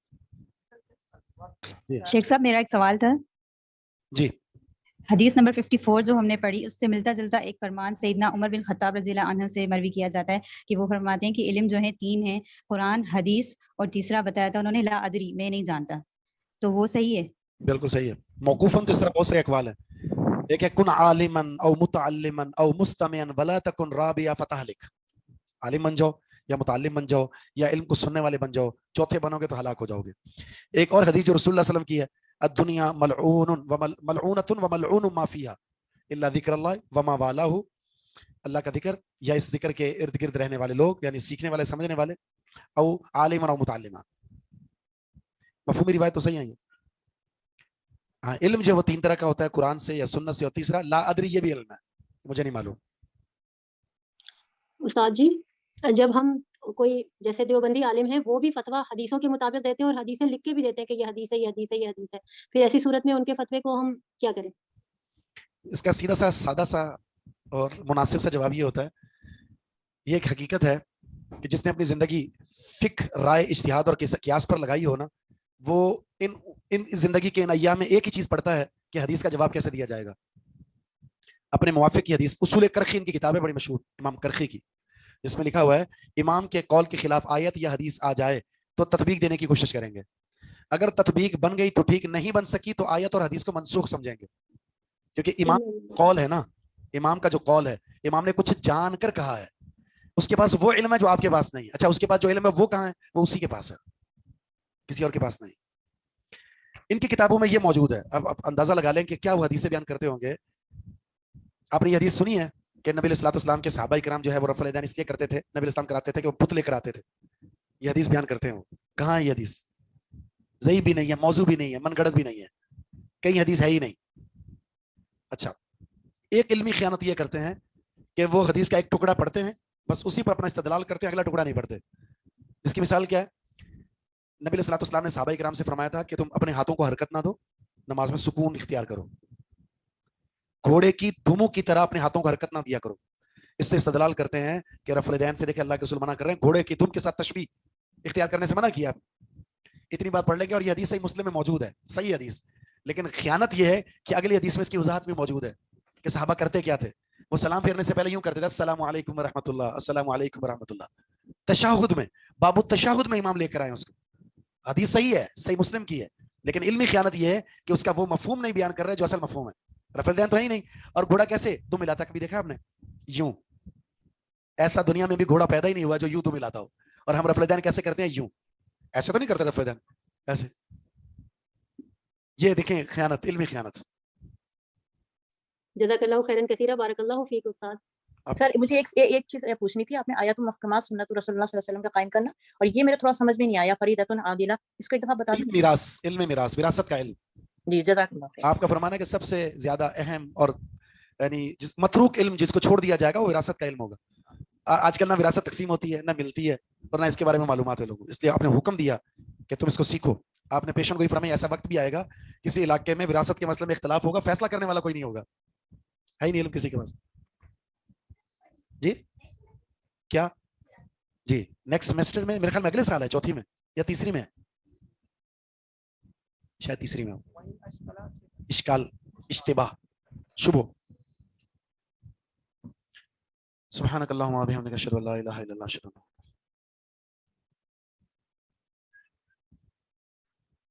موضوع پر مسا نیچے ہوتا اوپر نہیں.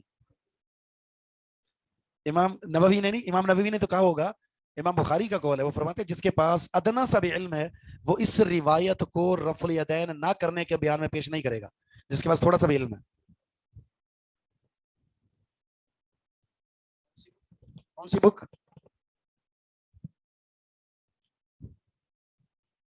وہ امام کرخی والی کتاب کی شاید بات کریں. اصول کرخی کے نام سے, اصول کرخی.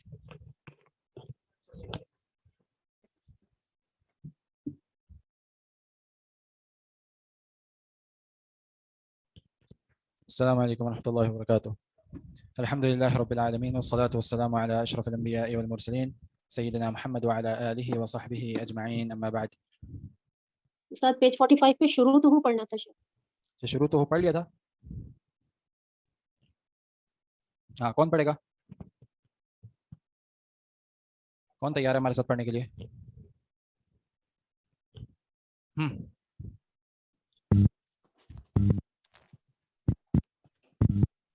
جی شیخ صاحب. آن لائن میں سے کون تیار ہے؟ استاد میں پڑھنے کی کوشش کروں. جی پڑھے, شروع تو. اعوذ باللہ من الشیطان الرجیم. شروطه يتبين من شرح التعريف أن شروط الصحيح التي يجب توفرها حتى يكون الحديث صحيحا خمسة, وهي اتصال السند, عدالة الرواة, ضبط الرواة, عدم العلة, عدم الشذوذ. فإذا اختل شرط واحد من هذه الشروط الخمسة فلا يسمى الحديث حيزا صحيحا حينئذ صحيحا. مثالوں بھی پڑھوں سر؟ کتاب کا صفحہ کون سا آپ لوگوں کے یہاں؟ کتاب کے صفحے جو ہیں وہ ہر ایک الگ الگ ہے, میرے یہاں بھی الگ آ رہے ہیں سر. ہمارے پاس 45 ہے online P D F میں. ہاں, تو ہر ایک کے پاس 45 آ رہے ہیں, ایک کے پاس 34 آ رہا ہے, آپ لوگ کے پاس 34 آ رہا ہے, میرے پاس 27 آ رہا ہے. تو کتاب کے صفحے الگ الگ ہیں, لیکن موضوع یاد رکھیں ہمارا موضوع کیا چل رہا ہے. ہاں, الصحیح, الصحیح میں شروط الصحیح. ٹھیک ہے, یہ کس کی اقسام چل رہی ہیں ابھی ہماری؟ اقسام کس کی چل رہی ہیں؟ خبر احاد. ہاں, خبر احاد میں اقسام المقبول, مقبول یعنی کہ وہ خبریں جو قبول ہوتی ہیں. ٹھیک ہے, اور وہ خبر جو قبول ہوتی ہیں اس کی کتنی قسمیں؟ 4 قسمیں. کون کون سی؟ صحیح لذاتہ, صحیح لغیرہ, حسن لذاتہ, حسن لغیرہ. ٹھیک ہے, یعنی کہ خبر مقبول یعنی کہ وہ خبر احاد جو ہم قبول کریں گے اس کے مراتب ہیں الگ الگ, اس کے 4 مراتب ہیں, ایک مرتبے پہ نہیں ہوتی وہ. سب سے پہلے صحیح لذاتہ, پھر صحیح لغیرہ, حسن لذاتہ اور حسن لغیرہ, یہ 4 مراتب ہیں. ابھی اس کا سب سے پہلا مرتبہ جو ہے صحیح, صرف الصحیح, اس کے بارے میں پڑھا صحیح ہوتا کیا ہے. تو ہم نے اس کے بارے میں پڑھا کہ اس میں کیا اس کی تعریف کیا ہے صحیح کی. شیخ آپ سے ایک ریکویسٹ ہے, جب ہم یہ عبارت پڑھ رہے ہوتے ہیں تو یہ بہت سارے الفاظ جو ہے وہ غلط بھی بول رہے ہوتے ہیں, تو آپ اس میں پلیز ہمیں کریکٹ کر دیا کریں, کیونکہ یہ والی جو بک ہے وہ تھوڑی سی مشکل لگ رہی ہے ہم لوگ کو سمجھنے میں بھی. تو ایک تو یہ ہے, دوسرا یہ کہ اس میں جو مطلب روٹ ورڈ ہوتا ہے اس حساب سے آپ بتا دیا کریں کہ ایگزیکٹ مطلب کیا ہے ورڈ کا. مطلب جی صحیح ہے. اصل میں قراءت کے اوپر اگر تھوڑا سا فوکس کرتے ہیں نا, میں ایک شروع میں تھوڑا سا کر رہا تھا لیکن وہ پھر ٹائم ہمارا بہت زیادہ اس پہ نکل جاتا ہے. تو آپ لوگ تھوڑی سی کوشش یہ کریں گھر پہ پڑھ کر آئیں, اور پھر میں یہاں صرف آپ لوگ کو یاد دہانی کرا دوں گا, یہ لفظ غلط پڑھیں, یہ لفظ صحیح پڑھیں, ٹھیک ہے. ورنہ اگر قراءت کے اوپر بیٹھیں گے تو پھر بہت زیادہ ٹائم ہمارا اسی کے اوپر نکل جاتا ہے. ابھی ویسے ہی ماشاءاللہ ہمارے 10-15 منٹ تو ایسے ضائع ہو جاتے ہیں کہ صفحہ نمبر کیا ہے اور کہاں سے پڑھنا ہے اور کیا کہاں تک پہنچے تھے, ٹھیک ہے. تو کیونکہ مواد بھی ہمارے پاس اچھا خاصا ہے, تو صرف پڑھانے کا مقصد یہ ہے کہ جب انسان پڑھتا ہے اس کو خود ہی احساس ہو رہا ہوتا ہے کہ یہ لفظ میں نے غلط پڑھے, ٹھیک ہے. وہ لفظ میں صحیح کروا سکتا ہوں لیکن پوری کی پوری عبارت اگر صحیح کرانا چاہیں گے تو تھوڑا میرے لیے مشکل ہو جائے گا, ٹھیک ہے. بہرحال یہ کہ تھوڑا اس کے اوپر ابھی فوکس کریں گے انشاءاللہ, آپ لوگ کی عبارت بھی صحیح کرنی ہے, اس کے اوپر بھی تھوڑا سا فوکس رکھیں گے, ٹھیک ہے. اچھا, تو ہم لوگ کہاں پڑھے تھے؟ صحیح. صحیح کی کیا تعریف ہے؟ ما اتصل سنده بنقل العدل الضابط عن مثله الى منتهاه من غیر شذوذ ولا علة, ٹھیک ہے. اس میں ہم نے بتایا تھا کہ 5 شرطیں ہیں. اس میں کون کون سی 5 شرطیں ہیں؟ اتصال السند, عدالت الروات, عدالت الروات, ضبط الروات, عدم الشذوذ, عدم العلة اور عدم الشذوذ, ٹھیک ہے. اتصال السند کا کیا مطلب ہوتا ہے؟ ہاں جلدی جلدی. سند شروع سے آخر تک متصل ہو. اتصال السند کا مطلب ہے سند متصل ہو, ٹھیک ہے, اس میں انقطاع نہ ہو, ٹھیک ہے. متصل سے مراد یہ کہ ایک دوسرے سے ملی ہوئی ہو, اس میں کسی قسم کا قطع نہ ہو, کوئی ایسا راوی نہ ہو جو اس میں جو مس ہو, ٹھیک ہے. ضبط الراوی, عدالت الراوی, عدالہ یعنی کہ راوی جو ہے وہ عادل ہو, مسلمان ہو, عاقل بالغ ہو, مسلم عاقل بالغ, ٹھیک ہے. تین چیزیں آ جاتی ہیں. کبیرہ گناہ پر مطلب ارتکاب نہ کرتا ہو اور صغائر پہ اصرار نہ ہو, صغائر پہ اصرار نہ کرو, ٹھیک ہے. ضبط, راوی کا حافظہ جو ہے وہ قوی ہو, ہاں حافظہ قوی ہو, یا پھر اس نے ضبط حفظ کیا ہو, یا پھر اپنے پاس کوئی جمع کر لیا ہو, ٹھیک ہے. ضبط صدر و صدر, ٹھیک ہے. عدم العلہ, یعنی کہ کوئی بھی مخفی اس میں نقص نہ ہاں ہو, مخفی کوئی چیز, کوئی بھی علت مخفی علت سے محفوظ ہو, اور عدم الشذوذ, اپنے ثقہ راوی کی مخالفت اپنے نہ سے کرے, بہتر سے مخالفت نہ کرتی ہو, وہ روایت اپنے سے بہتر سے مخالفت نہ کرتی. یہ 5 شرطیں ہیں. یہ 5 شرطیں جس بھی سند پر ہمیں مل جائیں گی, جس بھی حدیث میں ہمیں مل جائیں گی, تو ہم اس کے اوپر کیا حکم لگائیں گے؟ یہ حدیث صحیح ہے, صحیح ہے, ٹھیک ہے. تو حدیث صحیح ہے, اس کا مطلب ہے کہ ابھی آگے ہم لوگ یہ پڑھنے جائیں گے کہ اگر اس میں سے کوئی ایک شرط نکل جاتی ہے یا ساری شرطیں نکل جاتی ہے تو وہ پھر کس کیٹیگری میں چلے جائے گی, ٹھیک ہے. تو ابھی فی الحال یہ کہ جو بھی حدیث میں یہ 5 شرطیں ہمارے ساتھ موجود ہوں گی, ہم اس کے اوپر حدیث صحیح کا ایک حکم لگا دیں گے, ٹھیک ہے. ہاں مثال کیا اب اس کی؟ جی پڑھیں.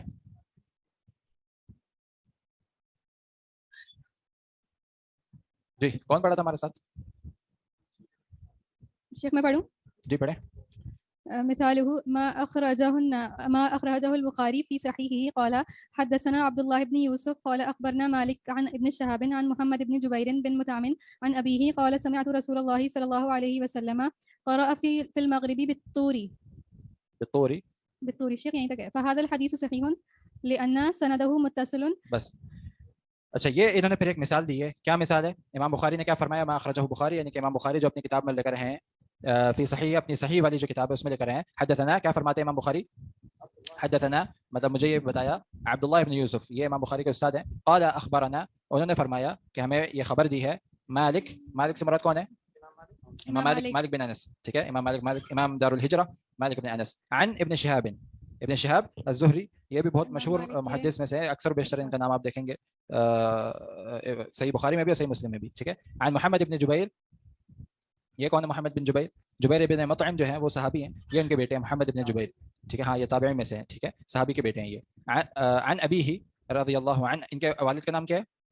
جبیر ابن مطعم, ٹھیک ہے. قال, انہوں نے کیا فرمایا؟ سمعت رسول اللہ صلی اللہ علیہ وسلم یقول قرأ فی المغرب, سمعت رسول اللہ صلی اللہ علیہ وسلم قرأ فی المغرب بالطور. کیا مطلب ہوتا ہے قرأ؟ سورہ طور کی تلاوت. ہاں سورہ طور کی تلاوت کی. کون سی نماز میں؟ مغرب کی نماز میں. کہ سورہ طور بڑی ہوتی ہے, لمبی ہے, چھوٹی صورت ہے؟ سر لمبی ہے, ٹھیک ہے. تو یہ یہاں یہ بتانا چاہتے ہیں کہ اللہ کے رسول صلی اللہ علیہ وسلم کبھی کبھار جب ان کو پتا ہوتا تھا کہ لوگوں کا اتنا کوئی خاص کام نہیں ہے, لوگ فارغ ہی ہیں, تو وہ پھر مغرب کی نماز بھی لمبی کروا دیا کرتے تھے اور اس میں سورہ طور تلاوت کیا کرتے تھے. فہذا الحدیث صحیح لأن, اور تو یہ حدیث جو ہے اس کے اوپر ہم صحیح کا فتویٰ لگاتے ہیں, یہ اس کا حکم جو ہے وہ صحیح ہے. کیوں؟ اب آگے وہ وجہ بتا رہے ہیں. سب سے پہلی وجہ کیا ہے؟ یہاں پڑھیں. فهذا الحديث صحيح لأن سنده متصل مطلب إذ أن كل راو من رواته سمعه من شيخه. إذ أن كل راو من رواته سمعه من شيخه, کیونکہ سند متصل کا کیا مطلب ہوتا ہے؟ سند میں کہیں بھی انقطاع نہیں ہے. ہاں کیونکہ ہر آدمی نے اس میں یہاں ہر راوی نے اپنے استاد سے اپنے شیخ سے سنا ہے یہ بات. تو ہر راوی نے اپنے شیخ سے بات سنی ہے, اپنے استاد سے بات سنی ہے. اس کا مطلب ہے بیچ میں کوئی بھی راوی ہمارے پاس مس نہیں ہے, تو یہ سند متصل ہے, ٹھیک ہے. وأما شیخ یہ سمجھ نہیں آ رہا. عن مالك وابن شهاب وابن جبير فمحمولة على الاتصال لأنهم غير مدلسين. हाँ, क्या फरमाते हैं कि वअम्मा अन किसको कहते हैं? अन से रिवायत की गई हो, अन जी? से जो अन का जो लफ्ज़ इस्तेमाल करते जिसके हुए अन का लफ्ज इस्तेमाल करते हुए जो इसको कहते हैं अन, या इसका एक और नाम है मुअन्न। इसका एक और नाम क्या है? मुअन्न, ठीक है, मुअन्न या अन। इसका मतलब है अन के साथ अन फुलान अन फुलान अन फुलान अन फुलान, ठीक है। तो ये अन जो इसमें बीच में आया है, कहाँ है अन? इमाम बुखारी ने क्या फरमाया था? क़ाला हद्दसना अब्दुल्लाह इब्न यूसुफ क़ाला अख़बरना मालिक, उन्होंने फरमाया कि मालिक ने मुझे बताया, अख़बरना यानी कि मुझे खबर दी मालिक ने, अन इब्न शिहाब, उन्होंने लिया अन उनसे, अन इब्न शिहाब से लिया। तो वो यहाँ ये मुअन्न के बारे में बता रहे हैं। ये अन का लफ्ज़ किसने इस्तेमाल किया?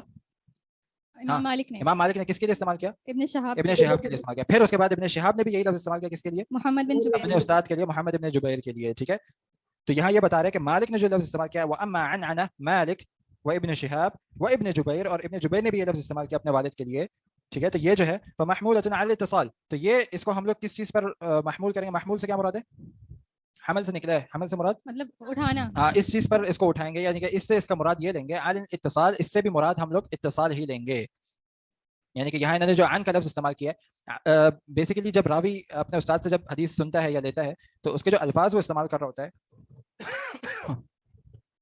वो अल्फाज भी बहुत ज़्यादा, हर एक लफ्ज़ का एक माना है, और वो लफ्ज़ भी बहुत ज़्यादा हमें उसकी सेहत के बारे में बताता है कि लफ्ज़ कितना ज़्यादा सही है, कितना ज़्यादा सही नहीं है। मिसाल के तौर पे जब कोई रावी बोलता है समिअतु, कि मैंने सुना अपने उस्ताद से, तो ये सबसे ज़्यादा मजबूत लफ्ज़ है कि मैंने अपने शेख से ये बात सुनी, ठीक है, या मैंने ये अपने शेख को ये करते हुए देखा, ठीक है। या सहाबी फरमाते हैं कि मैंने अल्लाह के रसूल सल्लल्लाहु अलैहि वसल्लम को ये सुना, अल्लाह के रसूल से ये सुना डायरेक्टली, या मैंने अल्लाह के रसूल को करते हुए देखा। तो ये सबसे पुख्ता अल्फाज हैं जो इस्तेमाल किए जाते हैं। लेकिन अन वाला जो लफ्ज़ है, ये नॉर्मली पुख्तगी नहीं है इसमें इतनी ज़्यादा, इसमें तदलीस का हाँ शुबा होता है। हाँ, वो आगे आएंगे। तो इसमें इतनी ज़्यादा पुख्तगी नहीं है, लेकिन जब ऐसा रावी ये लफ्ज़ इस्तेमाल करता है जो खुद बहुत ज़्यादा मजबूत हो, फ़िक़ा हो, आदल हो, तो फिर ये लफ्ज़ हम लोग उससे कबूल कर लेंगे। महमूलन अल इत्तिसाल, तो फिर हम इस लफ्ज़ अन को इस हवाले से लेंगे कि अनिल इत्तिसाल, कि ये चीज़ मुत्तसिल है, इसमें कोई किसी किस्म का इनक़िता नहीं है। लिअन्नहुम गैर मुदल्लिसीन, क्यों लेंगे इस लफ्ज़ को इस जगह पर हम लोग इस मायने में क्यों लेंगे? क्योंकि ये जो रावी करने वाले, रिवायत करने वाले जो लोग हैं, ये मुदल्लिसीन नहीं है। मुदल्लिसीन से क्या मुराद होता है? जो कि जो है ना वो नाम जो रावी जिनसे रिवायत कर रहे होते हैं उनका नाम छुपाते हैं। हाँ, कोई भी ऐसा शख्स जो कोई भी ऐसी चीज़ छुपाए कि जिसकी वजह से वो सनद या वो जो खबर है वो कमज़ोर पड़ सकती है, ठीक है। यानी कि वो ऐसे कोई आदमी का नाम छुपाए, उस सनद में कोई ऐसा रावी हो जिसके बारे में कोई शुबा हो, तो वो उसके नाम को छुपा ले या उसके नाम को जाहिर ना करे, तो ये मुदल्लिस कहलाते हैं, ठीक है, ताकि सनद के ऊपर किसी किस्म का कोई दाग ना लगे और ये सनद कबूल कर ली जाए। तो ये होते हैं मुदल्लिसीन। तो वो इस किस्म के अल्फाज इस्तेमाल करेंगे। जब वो मुदल्लिसीन इस किस्म के अल्फाज इस्तेमाल करेंगे तो फिर उनसे ये अल्फाज कबूल नहीं किए जाएंगे, और उसको फिर महमूल किसके ऊपर लेंगे हम लोग कि ये इनक़िता है, ठीक है। जब वो ऐसे अल्फाज इस्तेमाल करेंगे अन, कि वो बोलेंगे अन हादा अन फुलान, तो उनसे ये अन वाला लफ्ज़ कबूल नहीं किया जाएगा, बल्कि ये अन वाला लफ्ज़ किससे कबूल किया जाएगा? जो रावी सिक़ा हो या फिर जो रावी मुदल्लिस ना हो, ठीक है। समझ में आया? वालेकुम सलाम जी, कोई सवाल है? जी सर, जो मुदल्लिस रावी है वो मशहूर है, मतलब उनके बारे में हमें पक्का मिल जाता है कि ये तदलीस करते हैं। हाँ, उनके बारे में दूसरे उलमा बता देते हैं। जब अन से दोनों ही कर रहे हैं तो जी, अगर एक जो सही रावी है जो गैर मुदल्लिस है वो भी इसी तरह हदीस रिवायत कर रहे हैं, अन इब्न शहाब, अन मोहम्मद, अन बिन जुबैर, ठीक है। अब एक और जो हम जिनको कह रहे हैं कि जिनकी हम हदीस नहीं ले रहे, वो जो मुदल्लिस रावी होंगे वो भी अन से ही रिवायत करेंगे, तो फिर हमें कैसे फर्क पता चलेगा कि ये मुदल्लिस हैं या ये मुदल्लिस नहीं है?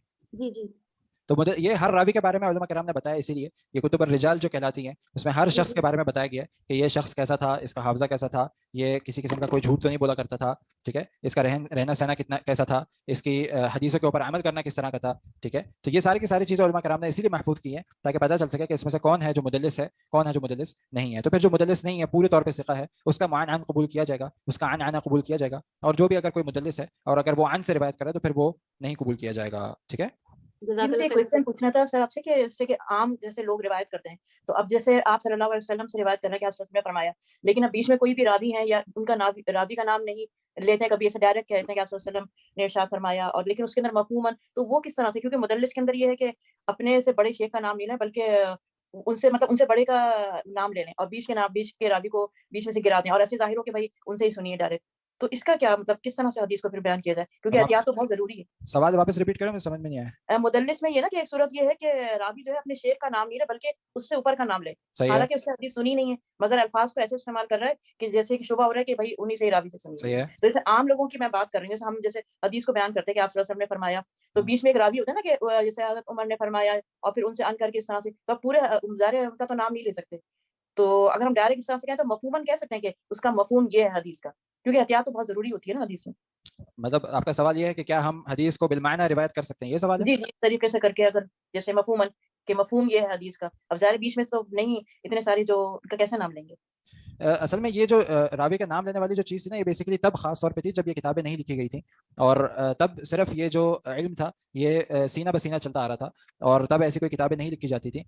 थी किताबें लेकिन बहुत कम थी। कुछ ऐसे सहाबा कराम थे जिन्होंने कुछ हदीस की किताबें, कुछ हदीस अपने पास जमा करके रखी थी। तो तब जब झूठ बोला जाने लगा अल्लाह के रसूल सल्लल्लाहु अलैहि वसल्लम के ऊपर, तो खास तौर पे तब इस इल्म का एहतमाम हुआ कि हर आदमी के बारे में जांच रखी जाए कि वो इस हदीस को जब रिवायत करता है तो वो किससे रिवायत कर रहा है, उसके उस्ताद कौन है, किससे उसने इस हदीस को सुना है, ठीक है। और फिर इसमें से कोई ऐसा तो नहीं है जो हदीस के ऊपर खुद अमल नहीं करता हो, ठीक है, उसके अपने कैरेक्टर पे किसी किस्म का कोई शुबा हो, या वो झूठ बोलने वाला हो, या इस किस्म की सारी चीज़ें। लेकिन उसके बाद जब उसके बाद जो मुसन्निफीन आए, जब इमाम बुखारी, इमाम मुस्लिम और दीगर बहुत सारे सुनन जिन्होंने लिखी है, तो उन्होंने जब इस हदीस को जमा कर लिया, फिर उसके बाद ऐसे लोग आए मुहद्दिसीन में से जिन्होंने उन हदीसों के अंदर भी जो खासतौर पर सुनन में जो हदीसें आई हैं उनके ऊपर भी हुक्म लगाना शुरू किया, उनको एक एक की सनद चेक की और फिर उसके ऊपर हुक्म लगाना शुरू किया, जैसे इमाम अलबानी रहमहुल्लाह। तो जब ये सारी चीज़ें वाज़ेह हो गई, तो फिर उसके बाद आज जो एक शख्स है वो सिर्फ अगर उन किताबों का नाम ले लेता है कि फला किताब में ये हदीस लिखी हुई है, तो फिर उसका वो सारा चीज़ खत्म हो जाती है जो उस ज़माने में उस्तादों से होती थी, आज वो किताबों की शक्ल में हो गई है। तो लिहाजा अब आप ये बोल सकते हैं कि फला हदीस है और वो इस किताब में मौजूद है, ठीक है। दूसरी ये कि बिलमाना, वो उसका आगे इंशाल्लाह मसला आएगा कि बिलमाना हदीस को रिवायत किया जा सकता है या नहीं किया जा सकता, ठीक है जी। जज़ाकल्लाह खैर, मुझे यही पूछना था। जज़ाकल्लाह।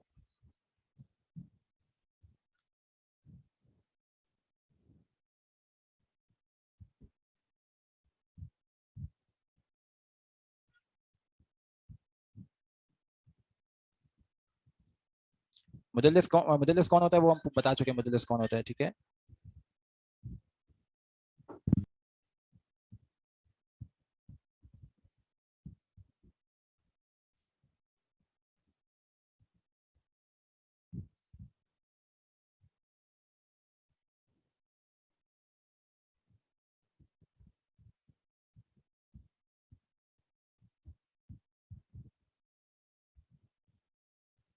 अच्छा हाँ पढ़े। क्या करें शेख जी। वअम्मा अनना मालिक व इब्न शहाब व इब्न जुबैर फहमूलत अल इत्तिसाल लिअन्नहुम गैर मुदल्लिसीन। अच्छा, मुदल्लिसीन का मतलब समझ में आ गया सबको? मुदल्लिसीन किसको कहते हैं? जो अपने ऊपर शेख का नाम जाहिर करे, हाँ, जो ऐसा कोई चीज़ को छुपाए जिसकी वजह से उस सनद पे या उस हदीस पर उसके ऊपर किसी किस्म का कोई शुबा आ जाए, पैदा हो जाए, तो वो उस चीज़ को छुपा ले ताकि वो हदीस कबूल हो जाए, ठीक है। ये होता है मुदल्लिस।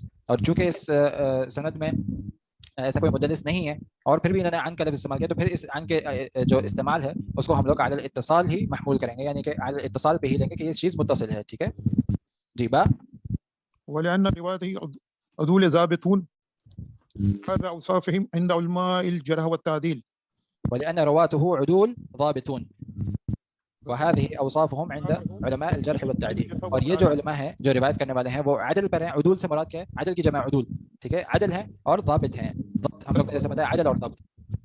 अच्छा, अदल, अदालत और ज़ब्त ये दोनों जब मिल जाता है तो उसका कोई एक नाम है, क्या नाम है उसका? सिका। फ़िक़ा, अहसन। जब ये अदालत और ज़ब्त किसी रावी में जमा हो जाती है तो उसका एक नाम दिया गया फ़िक़ा, जो कि इस्तेमाल होता है बहुत ज़्यादा किताब में कि राविन फ़िक़ा या फ़िक़तुन, ठीक है। तो फ़िक़ा का मतलब होता है अदल और ज़ब्त जिसमें जमा हो जाए, ठीक है जी। अब्दुल्लाह बिन यूसुफ। हाँ, अब ये एक रावी के बारे में बता रहे हैं कि चूंकि इन्होंने ये फरमाया कि ये सनद मुत्तसिल है, अब ये बता रहे हैं किस तरह मुत्तसिल है। अब्दुल्लाह इब्न यूसुफ, इनका क्या, इनके खास इनके ऊपर क्या उलमा किराम हुक्म लगाते हैं, क्या है ये? सिका है और मुत्क़िन है। हाँ, सिक़तुन मुत्क़िन, यानी कि सिक़ा भी है। सिक़ा से मुराद अदालत और ज़ब्त, ज़ाब्ता नहीं है, ज़ब्त, ज़ाबित, ठीक है। ज़ाब्ता का कुछ और मतलब होता है। सब किसी का कोई सवाल है? अस्सलाम वालेकुम वरहमतुल्लाह। सलाम नहीं, इनको बात ना करना चाहिए थी जी। पढ़ना चाह रही थी। अच्छा, आप पढ़ना चाह रही थी, हाँ चलें पढ़ें, आप पढ़ लें। नहीं, इनको कंप्लीट कर लेना चाहिए साहब, इनको सही पढ़ है, लेने दें। हाँ चलें कंप्लीट करें। मोहतरमा ठीक है, तो सिका, सिका से क्या मुराद होता है? ज़ब्त और अदालत जिसमें जमा हो जाए वो रावी सिका कहलाता है। मुतकिन, मुतकिन का क्या मतलब है? हाँ, मुतकिन तकवा वाले से, जी, तकवा वाले जो सच्चे हों, तकवा वाले, इत्कान वाले, इत्कान वाले। इत्कान से क्या मुराद है? क्या मतलब होता है इत्कान का?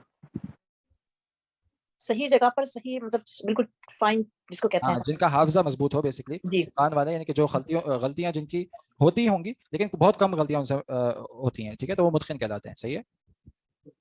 ज़ब्त है, ज़ब्त तो सदर यानी कि कोई शख्स हदीसों को याद करता है और वो आगे रिवायत करता है, तो उससे भी गलती होना, जब उसको बोलते हैं ये ज़ाबित है, ये रावी ज़ाबित है, तो ज़ाबित से मुराद ये नहीं होता कि वो कभी भी गलती नहीं करेगा, नहीं, बल्कि गलती करता है लेकिन बहुत कम उससे गलतियां साबित होती हैं। ठीक है, और ये गलती अगर बहुत ज्यादा हो जाए तो फिर वो ज़ब्त से निकल आता है। सही है।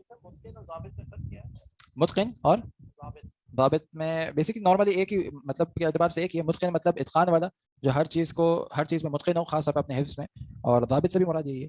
और ज़ाबित में लेकिन ज़ब्त बिल किताबा भी आ जाता है, लेकिन मुतकिन में वो होता है कि जो खास तौर पर जो खुद याद करके वो हो, ठीक है, वो अपनी याददाश्त में वो मुतकिन हो, ये मुराद है। सही है जी, पढ़ें आगे। बिन अनस इमामुन, हाँ, मालिक इब्न अनस इमामुन हाफिज। मालिक इब्न अनस के बारे में क्या बताते हैं इमामुन हाफिज? क्या मतलब इमामुन? इमामुन का क्या मतलब है?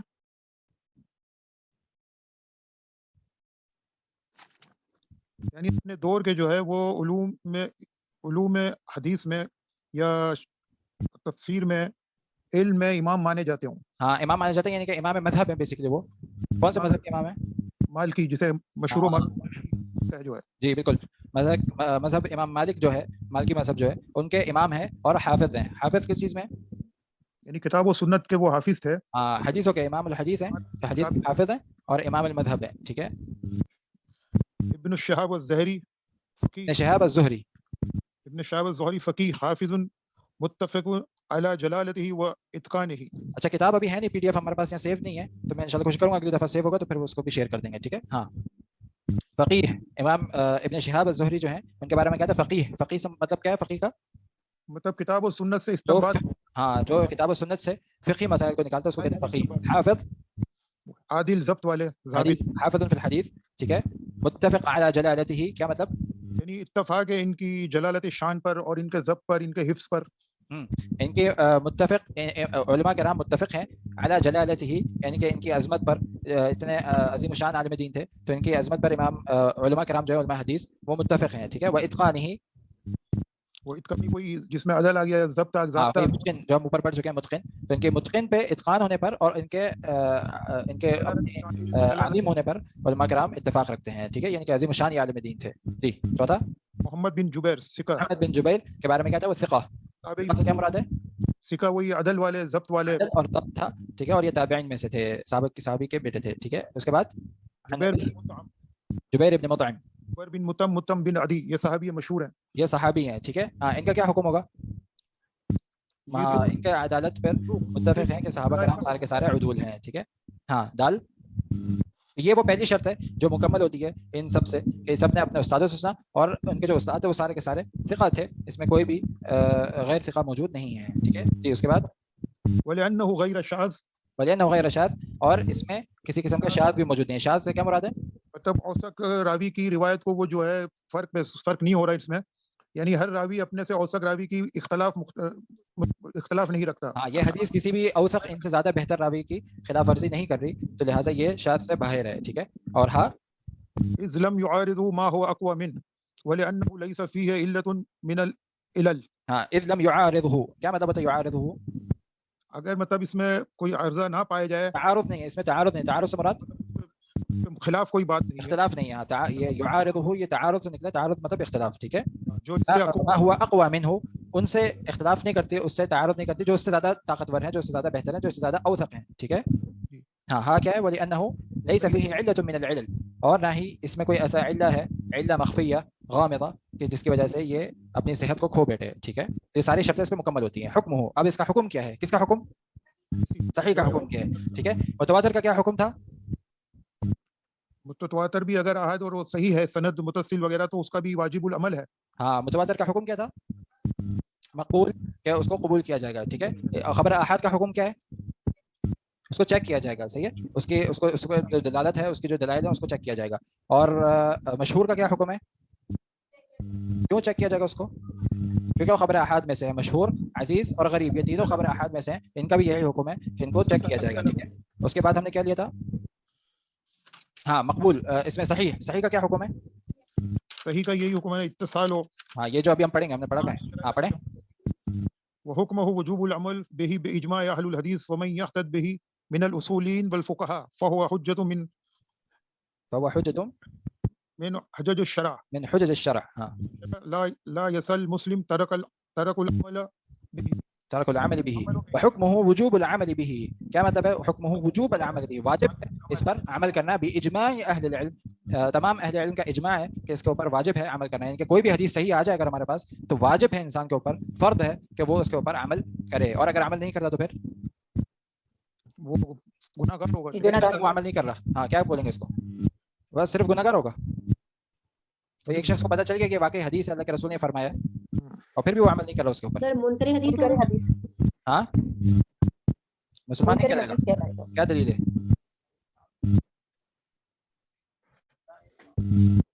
کیا دلیل ہے؟ قرآن میں ہے اللہ تعالیٰ نے فرمایا جو سر اللہ تعالیٰ نے فرمایا ہے نا آتی اللہ آتی اور رسول، نہیں کہ جو رسول دیں اسے لے لو، اور جسے منع کریں اس کو. بہت ساری آیات ہیں قرآن کی. صحیح ہے. یہ وہی بہت ساری حدیث آتی ہیں جس سے پتہ چلتا ہے کہ اس پہ عمل کرنا واجب ہے. اور خاص طور پہ وہ آیت جو آتی ہے جس میں کیا آتا ہے فلا وربک لا یؤمنون حتی یحکموک فیما شجر بینہم. کیا مطلب ہوتا ہے اس کا؟ فلا، یہ جب تک ایمان والے نہیں ہو سکتے، بس ہرگز نہیں. وربک، آپ کے رب کی قسم، آپ کے رب کی قسم ہے محمد صلی اللہ علیہ وسلم، آپ کے رب کی قسم. لا یؤمنون، یہ ایمان والے نہیں ہو سکتے. حتی، یہاں تک کہ یحکموک، جب تک کہ آپ حکم نہ مانتے فیما شجر بینہم، جو ان کے درمیان اختلاف آ جائے، جو ان کے درمیان آپس میں مشاجرت چل رہی ہے اس پہ آپ کو اپنا حکم نہ مان لیں. ثم لا یجدوا، پھر اس کے بعد ثم لا یجدوا فی انفسہم، پھر اس کے بعد ان کے اپنے نفسوں میں بھی کسی قسم کی کوئی بات نہ آئے. فی انفسہم حرجا مما قضیت، کسی قسم کا کوئی حرج نہ ہے اس پر جس کا آپ نے فیصلہ کر لیا. مما قضیت، جو آپ نے قضیہ دیا، جو آپ نے قضیہ کر لیا، جو آپ نے فیصلہ کر دیا. وَيُسَلِّمُوا تسلیما، اور اس کو پورا تسلیم کریں، مکمل طور پر تسلیم کریں. تو کتنی شرطیں آ گئی اس میں؟ اب آپ لوگ اصول پڑھیں تو آپ کو پتہ ہونا چاہیے کتنی شرطیں ہیں.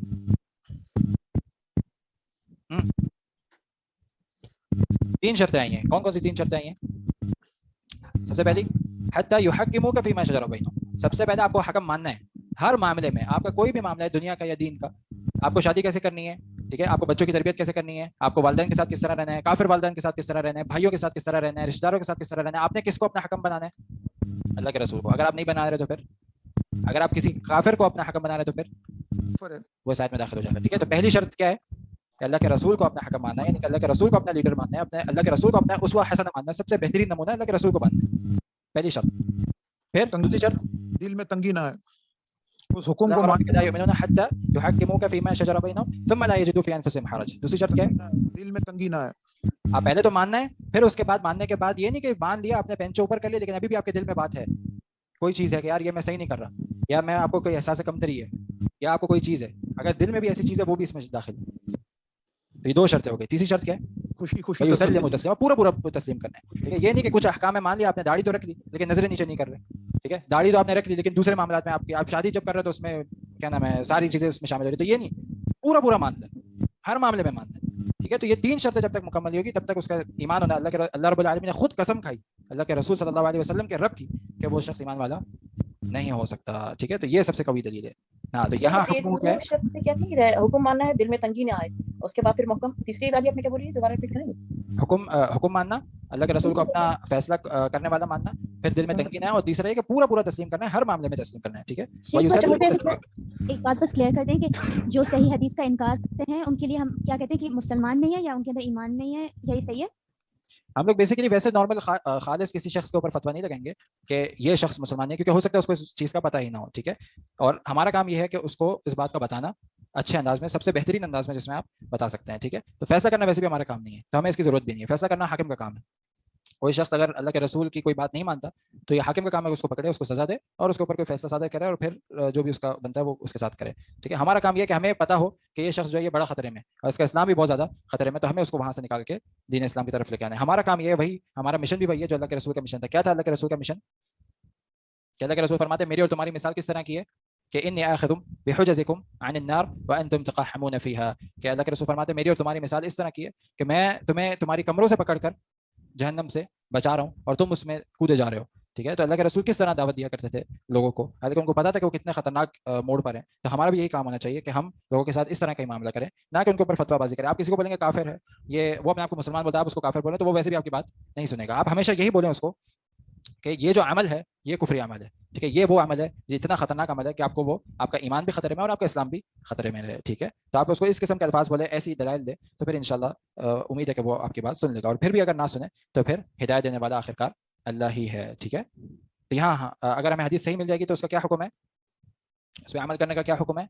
वाजिब है, उसके ऊपर अमल करना वाजिब है बिइजमाअ अहल इल्म, और तमाम अहल इल्म का, अहल हदीस का इसके ऊपर इजमा है। वमन युअतद्दु बिही मिनल उसूलियीन हुवा हुज्जतुन मिन हुज्जज अश-शरअ, और इस पर भी एतबार है उसूलियीन का भी, फुक़हा का भी, कि ये जो दलील अगर सही हदीस आ जाती है तो ये हुज्जत है, यानी कि दलील है, शरीयत की दलीलों में से ये एक दलील है। कौन सी क्या दलील है? क्या दलील है? कोई हदीस सही आ जाए, सही हदीस आ जाए तो वो दलील है शरीयत की दलील में से, यानी कि उसको दलील बनाया जा सकता है, ठीक है। ये मुराद है, समझ में आया? हमें युअतद्दु बिही मिनल उसूलियीन, यानी कि इसी पर एतबार है, उसूलियीन का, उसूलियीन भी इसी पर एतबार करते हैं, वल और फ़क़ीह भी, कि अगर कोई सही हदीस आ जाए तो ये हुज्जा है, दलील है, शरीयत की दलीलों में से ये भी दलील है, ठीक है। यानी कि इससे ये दलील है, मतलब अगर कोई ऐसी हदीस आ जाए कि मर्दों के लिए मर्दों का कपड़ा अगर उसके टखने से नीचे जाए तो ये जहन्नम में जा रहे हैं, ठीक है, तो ये क्या है? ये दलील है, ठीक है, एज अ दलील इस्तेमाल हो सकती है, ठीक है। तो इसी के ऊपर फिर फुक़हा और उसूलियीन दोनों इसी के ऊपर एतबार करते हुए फैसला देते हैं आगे, सही, ये मुराद है। वमन युअतद्दु बिही, लिखा हुआ है पीछे, क्या लिखा हुआ है? मिनल उसूलियीन वल फुक़हा, और इसी पर एतबार है। अच्छा चलिए उसको बाद में देख लेंगे इंशाल्लाह, बाद में देख लेंगे, ठीक है। तो बहरहाल इसकी ये क्या है, हदीस सही अगर हमारे पास आ जाती है तो ये दलील है शरीयत की दलील में से। ला यसअुल मुस्लिमु ला यसअुल मुस्लिम तर्कुल अमल बिही, यानी कि यसा का क्या मतलब होता है? किसी के लिए ये जायज नहीं है कि वो इसके ऊपर अमल करने को तर्क करे, ठीक है, इसके ऊपर अमल ना करे, ये मुराद है, सही है। किसी के लिए जायज नहीं है, किसी के लिए भी जायज नहीं है कि वो इसके ऊपर अमल करने तर्क कर दे, ठीक है। यानी कि हर आदमी, हर मुसलमान पर फर्ज है कि वो इसके ऊपर अमल करे। किसके ऊपर अमल करे? सही हदीस जब उसके पास आ जाए, ठीक है। हाँ पढ़े आगे, छठा मोहतरमा पढ़ेगी शेख साहब जी, पढ़े, कौन थे हमारे साथ? अस्सलाम वालेकुम व रहमतुल्लाहि व बरकातहू। वालेकुम सलाम। हाँ जी, पॉइंट नंबर 6, अल मुरादु बि कौलिहिम हाजा हदीसुन सहीहुन औ हाजा हदीसुन गैरु सहीह। अच्छा ये सवाल है कि शिया काफिर बोलना सही है कि नहीं? चलें फतवा लगाएं आप। हाँ किसी को भी काफिर नहीं कह सकते एक डायरेक्ट। हाँ यही आप बोल सकते हैं कि इनके जो एतकाद हैं, ये जिस एतकाद को ये मानते हैं वो कुफरी अकायद है, इसमें कोई किसी की बात का कोई किसी किस्म का कोई शक नहीं है, ठीक है। यानी कि जो किसी को किसी सहाबी को ही अल्लाह के रसूल के दर्जे से ऊपर कर दे तो वो इसका इस्लाम खतरे में पड़ जाता है, ठीक है। वो कलमा का ही इनकार करता है जिसमें ला इलाहा इल्लल्लाह मुहम्मद रसूलुल्लाह, वो कलमा जिसको पढ़ के इंसान इस्लाम में दाखिल होता है उसी का वो इनकार कर देता है। या फिर अगर कोई किसी शख्स को उठा के वो उसको अल्लाह के मर्तबे पे ले जाए तो वो तो बिल्कुल ही मुशरिक हो जाता है और इस्लाम से ही खारिज हो जाता है। तो इनके एतकाद कुफरी और शिरकी अकायद हैं। तो ये बोलें और कोशिश करें भाई कि किसी इंसान के ऊपर, ख़ास इंसान के ऊपर फतवा ना लगाएं। इनके एतकाद में कुफर और शिरक होना, इसमें कोई किसी किस्म का कोई शक वाली बात, कोई इख्तिलाफ नहीं है, लेकिन खास तौर पे फतवा लगाना सही नहीं। और अमल को अलग कर देना चाहिए जी, हाँ, शख्स और अमल को अलग करना चाहिए। बोले ये इनके अकायद कुफरी अकायद हैं, ठीक है। ये इस किस्म का अकीदा जो भी रखेगा उसका इस्लाम और उसका ईमान दोनों ही खतरे में रहे, ठीक है। तो और उसको कोशिश करें कि उसको इस किस्म की दलाइल देकर और उसको सही रास्ते के ऊपर लेकर आए, सही है। हाँ डायरेक्ट उसको काफिर ना बोले, ठीक है। हाँ क्योंकि किसी को काफिर बोलने के लिए और शराइत भी आ जाती हैं, वो पूरी एक लिस्ट है कि वो उस बारे में जानता हो, ठीक है, उसके पास का इल्म हो और वो अपने पूरे होश आवाज में बोल रहा हो, सही है, सारी बातें। کون کہہ رہا ہے, ٹھیک ہے, وہ ساری شروط ہے مکمل, اور وہ شروط بھی وہی کوئی حاکم کوئی قاضی ہی دیکھ سکتا ہے, اور مطلب حکومت وقت کا یہ ہے کہ وہ ان شروط کو دیکھے اور پھر کسی کے اوپر اگر قتل بھی بنتا ہے تو وہ قتل کر دیا جائے, ٹھیک ہے. لیکن نارمل آدمی کا یہ کام نہیں ہے, وہ اس سے بچے. ہاں ان کے اعتقاد اور ان کے جو بھی عقیدے ہیں وہ کفریہ اور شرکیہ ہیں, اس میں کوئی شک نہیں ہے, لیکن خاص طور پہ کسی شخص کے اوپر فتوی بازی نہ کرے, ٹھیک ہے. المراد بقولهم هذا حدیث صحیح او هذا حدیث غیر صحیح. کیا مطلب ہوتا ہے اس کا؟ ان کے قول کے مراد کے مطابق هذا حدیث صحیح, یہ حدیث صحیح ہے, اور هذا حدیث غیر صحیح, یہ حدیث غیر صحیح ہے. المراد بقولهم هذا حدیث صحیح ان الشروط الخمسة السابقة قد تحققت فيه لا انه مقطوع بصحته في نفس الامر لجواز الخطأ والنسيان على الثقة. ٹھیک ہے. کیا مراد ہے اس کا؟ المراد بقولهم هذا حدیث صحیح او هذا حدیث غیر صحیح. جب کتاب کے نیچے لکھا ہوتا ہے, کتاب میں کوئی حدیث آتی ہے اور اس کے نیچے جب حکم لکھا ہوتا ہے کہ یہ حدیث صحیح ہے یا یہ حدیث صحیح نہیں ہے, اس کا کیا مطلب ہوتا ہے وہ یہ بتا رہے ہیں, ٹھیک ہے. کیا مطلب ہوتا ہے اس کا جب وہ بولتے ہیں المراد بقولهم هذا حدیث صحیح ان الشروط الخمسة السابقة, کہ یہ جو 5 شروط پیچھے بتائی گئی ہیں ان کی تحقیق کی گئی ہے اس حدیث کے اندر. جو 5 شرطیں پیچھے گزری, کون کون سی 5 شرطیں؟ اتصال السند, عدالت الراوی, ضبط الراوی,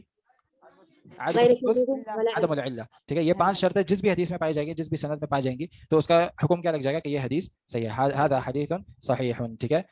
تو اس میں یہ 5 شرطیں ہونا ضروری ہے. ہاں, لا انه مقطوع بصحته في نفس الامر لجواز الخطأ والنسيان على الثقة. ہاں کیا مطلب ہے اس کا؟ لا انه مقطوع بصحته, اس سے مراد یہ نہیں ہوتا کہ حدیث جو ہے وہ واقعی ہی صحیح ہے, یعنی کہ واقعی وہ اللہ کے رسول نے اسی طرح فرمایا تھا, ٹھیک ہے. کیوں اس طرح نہیں ہوتا؟ ہم نے ساری چیزیں چیک کر لی, کیونکہ اس کے بعد بھی وہ کہہ رہے ہیں, اس کے بعد بھی یہ ایک احتمال رہ جاتا ہے کہ لجواز الخطأ, کہ سارے کے سارے راوی تو صحیح ہیں, فقہ ہے نارملی, لیکن جیسے ہم نے پہلے دیکھ لیا کہ چاہے انسان جتنا بھی پکا پختہ ہو سکتا ہے اس سے غلطی ہو جائے, ٹھیک ہے. ہو سکتا ہے وہ کوئی چیز غلطی کر بیٹھے, یا ہو سکتا ہے وہ کوئی چیز بھول جائے. تو وہ یہی بول رہے ہیں لجواز الخطأ, کیونکہ ایک احتمال اس میں رہ جاتا ہے کہ کسی سے کوئی غلطی ہو گئی ہو یا کسی سے کوئی بھول ہو گئی ہو, علی الثقہ, چاہے وہ ثقہ راوی کیوں نہ ہو, ٹھیک ہے. تو وہ ثقہ ہے, ایک آدمی ثقہ ہے, صحیح ہے, وہ ضبط بھی ہے, عادل بھی ہے, لیکن ہو سکتا ہے پھر بھی اس سے کہ وہ کوئی بھول ہو جائے, کوئی غلطی ہو جائے, وہ اس سے یہ احتمال موجود ہے, ٹھیک ہے. تو اس کا مطلب ہے جب کوئی بھی راوی, کوئی بھی محدث یہ بولتا ہے کہ یہ حدیث صحیح ہے, تو اس سے مراد یہ ہوتا ہے کہ جو ظاہری ایک طرح سے ہے, جو ظاہری اس کی شکل ہے وہ صحیح ہے, لیکن اس کا مطلب یہ نہیں واقعی یہ بات اللہ کے رسول نے کہی ہے, کیونکہ ایک یہ احتمال اس میں بھی رہ جاتا ہے کہ خطا ہونے کا یا نسیان ہونے کا, ٹھیک ہے. یہ مراد اس سے. ہاں, با والمراد بقولهم هذا حدیث غیر صحیح انه لم تتحقق فيه شروط الصحة الخمسة السابقة كلها او بعضها. آپ کی آواز بہت کم آ رہی ہے.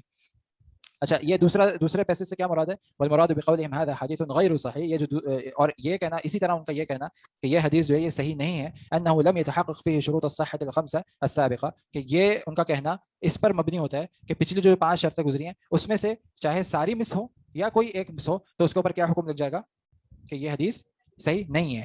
لا انه كذب, اس کا یہ مطلب نہیں ہے کہ یہ جھوٹ ہے, فی نفس الامر, اسی امر میں یا اسی امر میں یعنی کہ اسی فیصلے میں, اس کا یہ مطلب نہیں ہے کہ یہ جھوٹ ہے, صحیح ہے. لجواز اصابت من هو كثير الخطا, کیونکہ یہ بھی اس میں ایک جواز ہو جاتا ہے, یعنی کہ یہ بھی ایک پاسبلٹی ہے اصابہ کہ اس دفعہ جو بہت زیادہ غلطیاں کرنا ہے, ایک راوی ہے وہ بہت زیادہ غلطیاں کرتا ہے, لیکن ہو سکتا ہے اس دفعہ وہ صحیح بتا رہا ہوں, ٹھیک ہے. اب ہم نے جب راوی کو دیکھا تو ہم نے پایا کہ یہ راوی غیر ثقہ, ٹھیک ہے, یہ اتنا زیادہ حافظہ اس کا اچھا نہیں ہے, ٹھیک ہے, یا یہ آدمی بہت زیادہ غلطیاں کرتا ہے, لیکن ہو سکتا ہے یہ جو بات وہ بتا رہا ہو یہ صحیح ہو, ٹھیک ہے. تو یہاں جو فیصلہ کرتے ہیں هذا حدیث صحیح یا هذا حدیث غیر صحیح, تو یہ دونوں کس اعتبار سے ہوتا ہے؟ ظاہری اس کے اعتبار سے ہوتا ہے, لیکن اس کا مطلب یہ نہیں ہوتا کہ واقعی یہ حدیث جھوٹ ہے, یا اس کا مطلب یہ نہیں ہوتا کہ یہ واقعی حدیث اللہ کے رسول نے فرمائی ہے, ٹھیک ہے. جی آگے بڑھیں, 4 منٹ رہ گئے. اسی لائن کو اگلا پورا کروں استاد صاحب. جی, لأنها كذب, یہی لائن نا, لأنها كذب في نفس الامر, فی نفس الامر, اس کا مطلب یہی ہے کہ اگر جب یہ بولتے ہیں هذا حدیث غیر صحیح, تو اس کا مطلب ہوتا ہے کہ یہ جو 5 شرطیں گزری اس میں سے کوئی ایک شرط اس میں موجود نہیں, یا ساری کی ساری موجود نہیں ہے, ٹھیک ہے. یہ مراد ہے, اس سے یہ مراد نہیں ہے کہ یہ جھوٹ ہے, ٹھیک ہے. دونوں میں فرق ہے, ایک یہ کہ اس میں شرط کا مکمل نہ ہونا, اور یہ کہ یہ جھوٹ ہونا, دونوں میں فرق ہے, ٹھیک ہے. یہ بتانا چاہ رہے ہیں وہ آپ کو, صحیح ہے, سمجھ میں آیا؟ جی. لجواز اصابته من هو كثير الخطا. آپ کی آواز بہت کم آ رہی ہے. اب میرا نیٹ نہیں ٹھیک استاد صاحب. استاد میں پڑھوں نمبر 7. جی پڑھیں. اعوذ باللہ من الشیطان الرجیم. حج يجزم في اسناد انه الصحة الاسانید مطلقا. پڑھیں, پورا پڑھیں.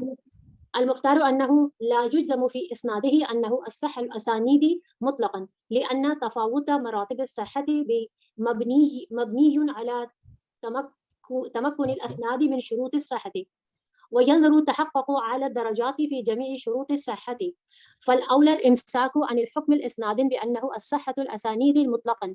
ومع ذلك فقد نقل عن بعض الأئمة القول في الصحة الأسانيد، والظاهر أن كل إمام رجع ما قبل عنده، فمن تلك الأقوال أن الصحة الزهري. अच्छा, ये क्या सवाल पूछ रहे हैं? ये पूछ रहे हैं कि हल युज्जम फी इस्नादिन अन्नहु असहहुल असानीद मुतलकन, कि क्या ये चीज कहना या इस चीज का दावा करना कि ये जो सनद है ये सबसे ज्यादा सही सनद है, क्या ये दावा करना सही है? मुतलकन हमेशा, मुतलकन से मुराद यहाँ है हमेशा, यानी कि हमेशा जब भी ये सनद आएगी तो ये सनद सबसे ज्यादा बेहतरीन सनद है, सबसे ज्यादा सही सनद है, क्या ये दावा करना सही चीज है? तो मौलफ हमारे किस चीज को इख्तियार कर रहे हैं? अल-मुख्तार क्या है? अन्नहु ला युज्जम, कि इस तरह का दावा सही नहीं है फी इस्नाद अन्नहु असहहुल असानीद मुतलकन, कि ये जो सनद है ये हमेशा जब भी आएगी ये सही ही होगी। लिअन्न तफावुत मरातिब अस्सिह्हत मबनियुन अला तमक्कुन अल-इस्नाद मिन शुरूत अस्सिह्हा। क्यों? क्योंकि एक तो वो कह रहे हैं कि किसी भी सनद का सही होना का एतबार क्या है? वही 5 शुरूत जो हम पढ़ चुके हैं, वो 5 शुरूत पे जो आ रही है वो सही है, और उस पे जो नहीं आ रही वो सही नहीं है। ठीक है, तो वो 5 शुरूत पे जो आ रही है हम कैसे कह सकते हैं कि ये मिसाल के तौर पे 20 सनद ये सारी की सारी इन 5 शुरूत के ऊपर आ रही है, तो इसमें से ये ज्यादा सही है? ये किस एतबार से कह सकते हैं? हमारे पास जो एतबार है ये 5 शर्तें ही है ना, तो ये 5 शर्त के ऊपर जो भी हदीस आ रही है वो सही है। ठीक है, और जो इस पे नहीं आ रही वो सही नहीं है। ठीक है, अब ये सारी की सारी शर्तें 10 हदीस 10 सनद के ऊपर आ रही है, फिर उसके बाद हमारे पास क्या एतबार है कि हम बोल सके ये सनद जो है ये सबसे ज्यादा सही है, और फिर उसके बाद ये सनद सही है, और फिर उसके बाद ये सनद सही है? ये किस एतबार से हम कह सकते हैं? हमारे पास इस किस्म का कोई एतबार नहीं है, हमारे पास ये 5 शुरूत ही है। ठीक है, यानी कि यही इसका दावा करना या इसका दावा करने के बेहतर इसी मायने में आ रहा है। हल युज्जम, क्या ये हो सकता है फी इस्नाद अन्नहु असहहुल असानीद मुतलकन, क्या कोई सनद इस किस्म की भी हो सकती है कि उसको कहा जाए कि ये हमेशा ही सही रहेगी? ठीक है, ये या ये सबसे ज्यादा सही है हमेशा, ये असल मायने ये सबसे ज्यादा सही है हमेशा।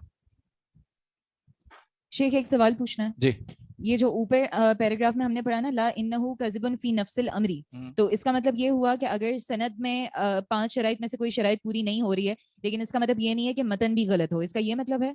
हाँ, इसका यही मतलब है कि जब अगर उन शराइत में से कोई शर्त मुकम्मल नहीं हो रही, या चाहे सारी की सारी शर्तें मुकम्मल नहीं हो रही, तो हम ये नहीं कह सकते कि ये जो आगे मतन आ रहा है ये झूठ पर मबनी है। ठीक है, तो शेख फिर ये क्यों कहा जाता है कि ज़ईफ हदीस पे अमल नहीं करना चाहिए? क्योंकि वो उसका जो ज़ौफ होता है वो वन ऑफ द जो शराइत हैं उनमें से किसी चीज की वजह से होता है ना, तो नहीं, उसमें और भी एतबार होते हैं। ठीक है, और भी एतबार होते हैं। मिसाल के तौर पे कोई हदीस जैसे हमने पढ़ा शाद है, ठीक है, अब एक आदमी एक हदीस आ रही है, एक सनद आ रही है हमारे पास, ठीक है, उसमें से ये 5 शर्त में से 4 शर्तें मुकम्मल ही नहीं है, सिर्फ एक कोई मुकम्मल है, कोई भी एक मुकम्मल है, आप मिसाल के तौर पे ले लें। ठीक है, और फिर वो जो हदीस है वो किसी उनसे बेहतर जो पूरे सारे सिक़ा रावी है उनसे मुखालिफत भी करती है। ठीक है, तो ये 2 बहुत बड़ी वजह है इस बात को बताने के लिए कि ये हदीस वाकई झूठ है। क्योंकि हदीस में कभी भी तारुद नहीं हो सकता। कैसे हो सकता है कि अल्लाह के रसूल ने फरमाया कि ये चीज जायज है और फिर दूसरी दफा फरमाया ये चीज जायज नहीं है, जबकि आपके पास कोई करीना भी नहीं है कि नासिख और मनसूख होने का या इस किस्म के कोई शुबे का कोई चीज नहीं है आपके पास, और सनद में इतना बड़ा तफावत है। ठीक है, तो फिर आप बोलेंगे कि ये जो हदीस है ये मौदू है, फिर इसके ऊपर अमल नहीं किया जाएगा। तब जाके वो हदीस के बारे में आप पुख्ता कह सकते हैं कि ये जो हदीस है ये झूठ है। ठीक है, तब जाके बोल सकते हैं, दूसरे एतबार को भी मिला के। सिर्फ अगर ये 5 शर्तें मुकम्मल नहीं हो रही, इस एतबार से आप नहीं बोल सकते कि ये झूठ है। ठीक है, समझ में आया? तो उस्ताद फिर अगर ये 5 शर्तें नहीं मिल रही और हम ये नहीं कह सकते कि ये गलत है, मतलब हम रावी को ही गलत कहते हैं ना, सनद को गलत कहते हैं ना, कलाम तो जैसे अभी हमने ऊपर पढ़ा कि कलाम तो मुनकर नहीं होता, तो अगर ये 5 नहीं हो रही हैं फिर तो कोई भी मुनकरीन हदीस यही तो करते हैं कि फिर कह देते हैं हदीस ज़ईफ होती है और उस पर अगर हम अमल करेंगे तो इस्लाम में मुश्किल आ जाएगी। आप कुरान देखें, कुरान में जो तफसीर है उसके मुताबिक हदीस को लें, फिर हम कैसे वाजे करेंगे? कई हदीस डिफरेंट जो हैं सनद उनसे भी आती हैं तो वो सपोर्ट कर रही होती हैं उसको। नहीं, बेसिकली मैं ये कह रहा हूँ ना कि देखें, जिनको नहीं मानना हदीस के ऊपर वो तो नहीं मानेंगे। ठीक है, वो आप उनको जितने भी दलाइल दे वो मानने वाले नहीं है। ठीक है, लेकिन ये कि जिसको मानना है वो ये बात, ये पूरा अकली तौर से भी और नकली तौर पे भी ये दोनों चीजें साबित हैं कि अगर एक चीज है उनके ऊपर सिर्फ जो हमने जो एतबार रखे हैं, 5 जो शुरूत रखी हैं, अगर उनके ऊपर 5 शुरूत मुकम्मल नहीं होती तो हम उसको कमजोर कह सकते हैं, हम उसको कह सकते हैं कि ये हसन दर्जे की है। ठीक है, या हम उसको कह सकते हैं इसको दूसरे और दलाइल की जरूरत है, लेकिन उसको पहली दफा में ही उसको झूठा नहीं कह सकते, ये मुराद है। ठीक है, क्योंकि ये हम हदीस सही की शुरूत पढ़ रहे हैं। ठीक है, अभी उसके बाद हमारा हसन दर्जे भी आना है, फिर उसके बाद हमारा और उससे कम दर्जा भी आना है, फिर उसके बाद ज़ईफ में भी बहुत सारे एतबार है, ज़ईफ भी कोई एक एतबार की नहीं है, उसमें भी सबसे आखिरी एतबार जो मौजूद है। ٹھیک ہے. جب یہ ساری چیزیں اس میں بہت بڑی بڑی آپ کو غلطیاں نظر آئیں گی, تب جا کے ہم بولتے ہیں یہ حدیث موضوع ہے, یعنی کہ یہ جھوٹ ہے اور یہ سچ ہو بھی نہیں سکتا. ٹھیک ہے, تو جب کسی حدیث کو موضوع بولا جا رہا ہے صرف ان 5 شروط کی بنیاد پہ نہیں بولا جا رہا, بلکہ اور بہت بڑی بڑی اس میں وجہ شامل ہوتی ہے, یہ مراد ہے اس سے. ٹھیک ہے, تو یہ 5 شروط میں سے اگر کوئی کم ہے تو ہم ڈائریکٹلی اس کو نہیں بول سکتے کہ یہ حدیث, مطلب جب علماء کرام بولتے ہیں ہذا حدیث غیر صحیح, تو اس سے مراد یہ نہیں ہوتا کہ یہ جھوٹ ہے, اس سے مراد یہ ہو سکتا ہے یہ حسن ہے, اس سے مراد یہ ہو سکتا ہے یہ ضعیف کے کوئی بہتر درجے پہ, اس سے مراد اور اس سے کم لیول بھی ہو سکتا ہے, اس سے مراد پورا موضوع نہیں ہو سکتا. ٹھیک ہے, یہ مراد ہے, سمجھ میں ہے؟ جی استاد. چلیں یہاں بس اکتفا کرتے ہیں. سبحان ربک رب العزۃ عما یصفون, سلام علی المرسلین والحمد للہ رب العالمین. السلام علیکم و رحمۃ اللہ.